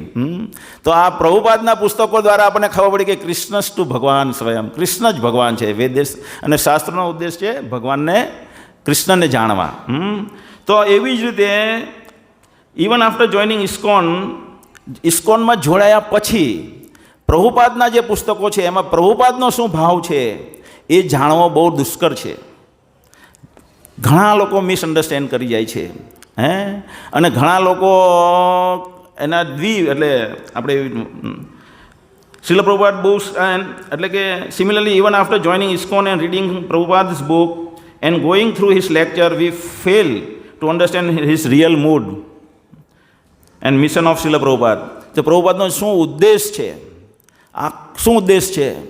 આખી સંસ્કૃતિ, પેલો કૂતરાને રોટલી નાખીએ આપણે તો કૂતરાએ રોટલી તરફ દોડવું જોઈએ કે આમ દોડવું જોઈએ? બધા રોટલી નાખેલી છે પણ દોડે છે આમ, ઓપોઝિટ ડિરેક્શનમાં દોડ્યા કૂતરા. તો આપણને આશ્ચર્ય થાય ને. તો એવી રીતે આખી સભ્યતા, આખી સંસ્કૃતિ, એ લોકો બધા જીવનનો ઉદ્દેશ છે એનાથી રોંગ દિશામાં દોડી રહ્યા છે, રોંગ દિશામાં દોડી જાય. પ્રભુપાદનો ઉદ્દેશ છે કે એ જે જીવનનો ઉદ્દેશ છે એ તરફ લોકોને વાળવા, બધાને વાળવા. એવો કોમનમાં કોમન માણસ, સામાન્યમાં સામાન્ય માણસ આ વસ્તુથી વંચિત નહીં રહેવો જોઈએ. જેવી રીતના પ્રહલાદ મહારાજને પૂછવામાં આવ્યું કે તમારી શું ઈચ્છા છે? તો પ્રહલાદ મહારાજે કીધું કે આ બધા ભગવાનના ધામમાં, બધા ભક્તો, બધા જેટલા બી જીવો છે એને ભગવાનના ધામમાં મોકલી દો. પ્રભુપાદની એવી જ ઈચ્છા છે કે આ બધા જગતમાં પીસાઈ રહેલા છે, બધાનું શોષણ થઈ રહ્યું છે, જબરજસ્ત દુઃખી છે, આ બધા ભગવાનના ધામમાં જવા જોઈએ. અને એટલા માટે એમણે હરે કૃષ્ણ આંદોલનની સ્થાપના કરી. તો એ જે મુખ્ય ઉદ્દેશ છે, કેટલું પાપમય જીવન, શહેરમાં આપણે રહેવું પાપમય જીવન છે, તો એ બધું આપણને જીવનના ઉદ્દેશથી દૂર લઈ જાય છે. અને પ્રભુપાદ ઈચ્છતા હતા કે લોકો સાદગીભર્યું જીવન જીવે, જીવનનો ઉદ્દેશ છે તે તરફ આગળ વધે. તો એ ઉદ્દેશ જે છે તે આપણે મોટે ભાગના લોકો સમજી નહીં શકતા. પ્રભુપાદ આપણે નથી સમજી શકતા અને આપણે એનો પ્રચાર નથી કરી રહ્યા. એટલે સામાન્ય લોકોને ખબર નથી કે ઇસ્કોનનો ઉદ્દેશ શું છે. આજે બહાર નીકળીને આપણે લોકોને પૂછીએ તો ઇસ્કોન એટલે શું સમજશે? બધા એવું સમજે કે આખી સભ્યતાને રોંગ ડિરેક્શનમાં છે, તેને આ બાજુ વાળવા માટે પ્રભુપાદનો પ્રયત્ન છે, આ મોડર્નાઇઝેશન છે એ બંધ કરવાનું છે, એવું કોઈ સમજે છે? કોઈને ખબર નથી રિયલ ઇસ્કોનનો ઉદ્દેશ. તો એવી જ રીતે ઇસ્કોનના બહારના લોકોને નથી ખબર ઉદ્દેશ, એવી રીતના ઇસ્કોનમાં જે લોકો છે એને પણ નથી ખબર કે આખી મોડર્ન સિવિલાઇઝેશન છે એને સ્ટોપ કરવા માટેનો પ્રભુપાદનો ઉદ્દેશ છે. પરંતુ બટ યોર હોલીનેસ બુક્સ, એટલે ભક્તિ વિકાસ મહારાજના બુક્સ આપણને એ વસ્તુ પ્રભુપાદ કહેવા માંગે છે એ ક્લિયર કટ સમજાવે છે. We would surely have been misled too, અમે 100% ગેરમાર્ગે દોરાયા હોતે, સમાજવાદ, દેશ વિકાસ ને એવા કાર્યોમાં જો અમે ઇસ્કોનમાં જોડાયા પછી પણ જો તમારી પુસ્તકોના કોન્ટેક્ટમાં ન આવ્યા હોત ને તમારા કોન્ટેક્ટમાં ન આવ્યા હોત તો આજે આપણે જોઈએ છીએ કે બધા લોકો ક્યાંય ભગવદ્ ગીતામાં એવું નથી લખ્યું, એક વાક્ય આખી ભગવદ્ ગીતામાં એવું નથી લખ્યું કે તમારે લોકોના સારા કરવા માટે હોસ્પિટલો બનાવવી જોઈએ. પણ આજે હોસ્પિટલો બની રહી છે. તો એ જો મહારાજ ક્લિયર કટ ઇન્ડિકેટ નહીં કરતે, ભક્તિપાસ મહારાજ, તો મેં આની પહેલાંના એક ગ્લોરિફિકેશનમાં લખ્યું કે પ્રભુપાદ હતા કે પ્રભુપાદે જોયું કે આખી દુનિયા ઊંધી ડિરેક્શનમાં જોઈ રહી છે, આખી જગત ઊંધા ડાયરેક્શનમાં દોડી રહ્યું છે. અને પ્રભુપાદે આખા જગતને બતાવ્યું કે તમે બધા ઊંધા ડિરેક્શનમાં દોડો છો. એનામાં એક કરેજ હતો. અને એ જ વસ્તુ મહારાજના એની શુદ્ધતાને કારણે એનામાં એબિલિટી હતી કે એણે જોઈ શક્યું કે બધા લોકો અલ્ટ્રુઇઝમ તરફ દોડી રહ્યા છે. જેથી કરીને કેમ એમાં નામના છે, એમાં રૂપિયો છે, એમાં વાહવાહી છે, લોકો તરત એને પારખી શકે છે. તો મહારાજે કીધું આ આધ્યાત્મિક વસ્તુ નથી, આ સ્પિરિચ્યુઅલ જીવન નથી. એમણે કીધું many devotees in ISKCON are confused about seemingly contradictory statement made by Prabhupada. પ્રભુપાદે જે ઘણી જગ્યાએ અહીંયા આમ કીધું હોય, ઘણી જગ્યાએ આમ કીધું હોય, તો ઇસ્કોનના જ આપણે જ ભક્તો આપણે પણ મૂંઝાઈ જઈએ છીએ કે પ્રભુપાદ રિયલી શું કહેવા માંગે છે. પણ જો કોઈ તમારા પુસ્તકના સંઘમાં આવે અને તમારા પુસ્તકો વાંચે તો એ પ્રભુપાદ શું કહેવા માંગે છે એ ક્લિયર કટ લોકોને ખબર પડી જાય છે. He is sure to get out of all confusion. એ ચોક્કસ પ્રમાણે બધી જ વિદ્યામાંથી બહાર નીકળી જશે જો પ્રભુ મહારાજના પુસ્તક વાંચશે તો. Also your books are the proof that Srila Prabhupada potency is manifest in your holiness. અને તમારા પુસ્તકો એ સાબિતી છે કે પ્રભુપાદની જે શક્તિ છે તે તમારામાં પ્રગટ થઈ છે. આપણે જ વાંચીએ છીએ તમારામાં ખબર નહીં, પણ હું જ્યારે મહારાજના પુસ્તક વાંચું છું ત્યારે એક દિવ્ય આનંદ, દિવ્ય કોઈ બીજા જગતમાં હું બેસીને વાંચતો હોય એવો અનુભવ થાય છે. તમને ખબર નહીં, પણ હું તો આ પેલી એક જ બુક પહેલાં મેં સૌથી પહેલાં વાંચેલી ઓન પિલગ્રીમેજ ટુ હોલી ઇન્ડિયા, અહીંયા નથી અત્યારે, મારી પાસે 3 બુક છે એમાંની. તો ઓન પિલગ્રીમેજ ટુ હોલી ઇન્ડિયા હું વાંચીને વારંવાર એકદમ દિવ્યતાનો અનુભવ કરું દર વખતે. અને પછી જે પણ પુસ્તક વાંચું તે એવો જ અનુભવ થાય છે. એટલે એના પરથી સાબિત થાય છે કે પ્રભુપાદની જે શક્તિ છે તે તમારામાં પ્રગટ થઈ છે. Upon reading your books one immediately realize transcend. તમારી પુસ્તકો વાંચવાથી વ્યક્તિ ચોક્કસપણે દિવ્યતાનો અનુભવ કરશે. Such are your books and lectures. આવી તમારી પુસ્તકો અને લેક્ચરો છે. બટ માય સેલ્ફ, મારી જેવો પતિત જીવ, but due to my inclination towards ઇન્દ્રિય ભોગ તરફ મારો ઝુકાવ હોવાને કારણે હું તમારા બધા પુસ્તકો વાંચી શક્યો નથી અને બધા લેક્ચરો સાંભળી શકતો નથી. I find difficult to cope up with your books lectures. એટલે તમારા બધા પુસ્તકો અને બધા લેક્ચરો હું સાંભળી શકતો નથી, એટલા માટે તમારા આદેશોનું પાલન પણ નથી કરી શકતો. લેક્ચરો સાંભળું તો આદેશનું પાલન થાય ને, પણ આ લેક્ચર જ નહીં સાંભળીએ તો આદેશનું પાલન કેવી રીતે થાય? પ્રભુપાદ કહેતા હતા, પ્રભુપાદે કીધું છે શ્રીમદ ભાગવતમ 4થો સ્કંદ 28મા અધ્યાયના 50મા શ્લોકના ભાવાર્થમાં, પરપોટમાં, Similarly, a devoted disciple of spiritual master would rather die with spiritual master than fail to execute spiritual master's mission. જો કોઈ વ્યક્તિ એના ગુરુનો પાક્કો શિષ્ય હોય તો એ જો એના ગુરુના આદેશોનું પાલન કરવામાં અસક્ષમ હોય તો એ ગુરુના સાથે એનો પોતાનો પ્રાણ ત્યાગી દેશે. હું નથી સાંભળી રહ્યો ને લેક્ચર, હું એનો આદેશ નથી સાંભળી રહ્યો. આદેશનું પાલન કેવી રીતના થશે? એટલે મારા માટે થાય છે આ વાત. As the supreme personality of Godhead comes down upon this earth to reestablish the principle of religion. જેવી રીતે ભગવાન આ જગતમાં અવતરિત થાય છે ધર્મના સિદ્ધાંતોની સ્થાપના કરવા, તેવી જ રીતે એમના શિષ્યો એટલે કે ગુરુ રૂપે આવે છે, પાર્ષદો આવે છે ધર્મની સ્થાપના કરવા માટે. It is the duty of the disciple to take charge of the mission. એટલે એ શિષ્યની ફરજ છે કે જે ગુરુનો આ ઉદ્દેશ છે એ ઉદ્દેશ પોતે લઈ લેવો, એ ઉદ્દેશ પોતે લઈ લેવો. Otherwise the disciple should decide to die along with the spiritual master. જો એ ગુરુનો જે ઉદ્દેશ છે એ પોતે ગ્રહણ નથી કરી લેતો, એ ઉદ્દેશને પોતાનો ઉદ્દેશ નથી બનાવી દેતો, ગુરુનો જે ઉદ્દેશ છે, તો જ્યારે ગુરુ મહારાજ પ્રાણ ત્યાગે ત્યારે શિષ્ય પ્રાણ ત્યાગી જેવા જોઈએ. In other words, to execute the will of spiritual master, the disciple should be prepared to lay down his life and abandon all personal consideration.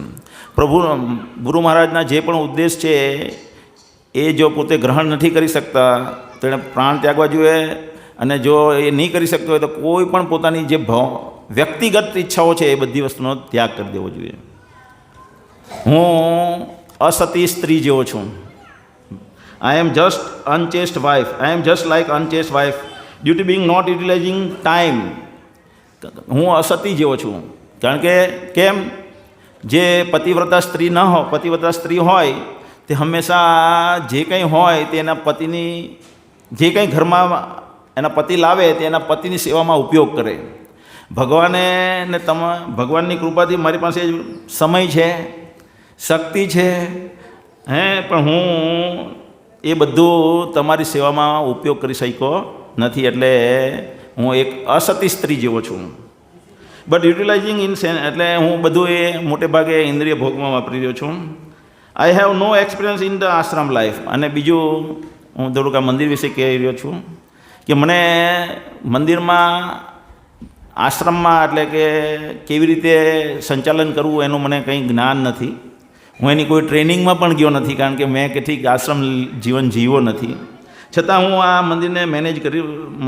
મારા પર I have not even been train into that matter, and I am being allotted temple management service. પરંતુ તમારી કૃપાથી ચાલી રહ્યું છે. At present by your mercy and by your transcendental inspiration, હાલમાં તમારી કૃપા અને તમારી દિવ્ય પ્રેરણાથી અમે નીચેની પ્રવૃત્તિઓમાં છીએ. નીચેની પ્રવૃત્તિઓ મંદિરમાં કરી રહ્યા છીએ. સવારનો મોર્નિંગ પ્રોગ્રામ 9 વાગ્યા સુધીનો અમે કરીએ છીએ. છતાં ભાગવત ચાલુ થાય છે, બંધ થાય છે, ચાલુ થાય છે, બંધ થાય છે. દર શુક્રવારે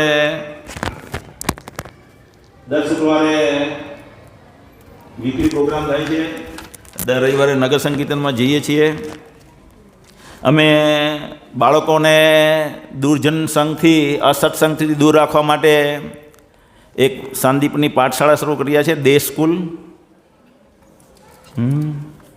અને પ્રચારને વધારવા માટે આ અગ્રવાલ કોલેજમાં અમને 6 થી 12 ધોરણના વિદ્યાર્થીઓને ભગવદ્ ગીતાનો ક્લાસ લઈ રહ્યા છીએ. અને પ્રભુપાદની 125મી જન્મતિથિ નિમિત્તે આ 125મું આ વર્ષે બધું પ્રભુપાદને જે પણ ઓફર કરવાનું છે આપણે તે કરવાનું છે. તો અમે સંકલ્પ લીધો હતો કે આ રોડ જે છે અને આ રોડને શરૂ થતો ગેટ એને શ્રીલ પ્રભુપાદ દ્વાર નામ અપાવીએ. અને અમે એના માટે નગરપાલિકામાંથી મંજૂરી મળી ગઈ છે. તો હવે અમે આને અહીંયા એક દ્વાર બનાવીશું, સ્વામી એસી ભક્તિ વેદાંત સ્વામી શ્રીલ પ્રભુપાદ દ્વાર, અને આ રોડનું નામ આપ્યું છે હરે કૃષ્ણ માર્ગ. તો એ પ્રભુપાદને અમે ઓફર કરી રહ્યા છીએ 125મી જન્મતિથિ નિમિત્તે. અને તમે મહારાજ વારંવાર કહેતા કે મોટા લોકોને પ્રચાર કરો. યદ યદ આચરતી શ્રેષ્ઠ તત્ત એવે તેરો જના. જો તમે લોકો મોટાને, કોઈને રથયાત્રા આપણે કાઢીએ છીએ અને રથયાત્રાની ભવ્યતા જોઈને કોઈ 2 કે 3 ભક્ત બની શકે. જેવી રીતે હરે કૃષ્ણ આંદોલન પ્રભુપાદના સમયમાં ચાલતું હતું, પણ એનો વિસ્ફોટ થયો ક્યારે, કોઈ કહી શકે? જ્યોર્જ હેરિસ અને હરે કૃષ્ણ મંત્ર ગાઈને હરે કૃષ્ણ આંદોલનના, પ્રભુપાદના અને ઇસ્કોનના વખાણ કર્યા, અને એની જે 20 એકર લેન્ડ હતી લંડન મેનોર તરીકે એને આપી. ત્યાર પછી વિસ્ફોટ થયો. કારણ કે મોટો માણસ કોઈ જો તરત જ અપનાવશે તો એને નાના માણસ તરત અપનાવશે. યદ યદ આચરતી શ્રેષ્ઠ તત્ત એવી તેરો જના. એટલે તમે કહો છો કે તમે મોટાને પણ સાથે સાથે પ્રચાર કરો. નાના લોકો જોડાઈ રહ્યા છે, તો એના અનુસંધાનમાં અમે નરેન્દ્ર મોદીને પ્રચાર કરવાનો પ્રયત્ન કરી રહ્યા છીએ. અમે એમને લેટર લખી રહ્યા છીએ.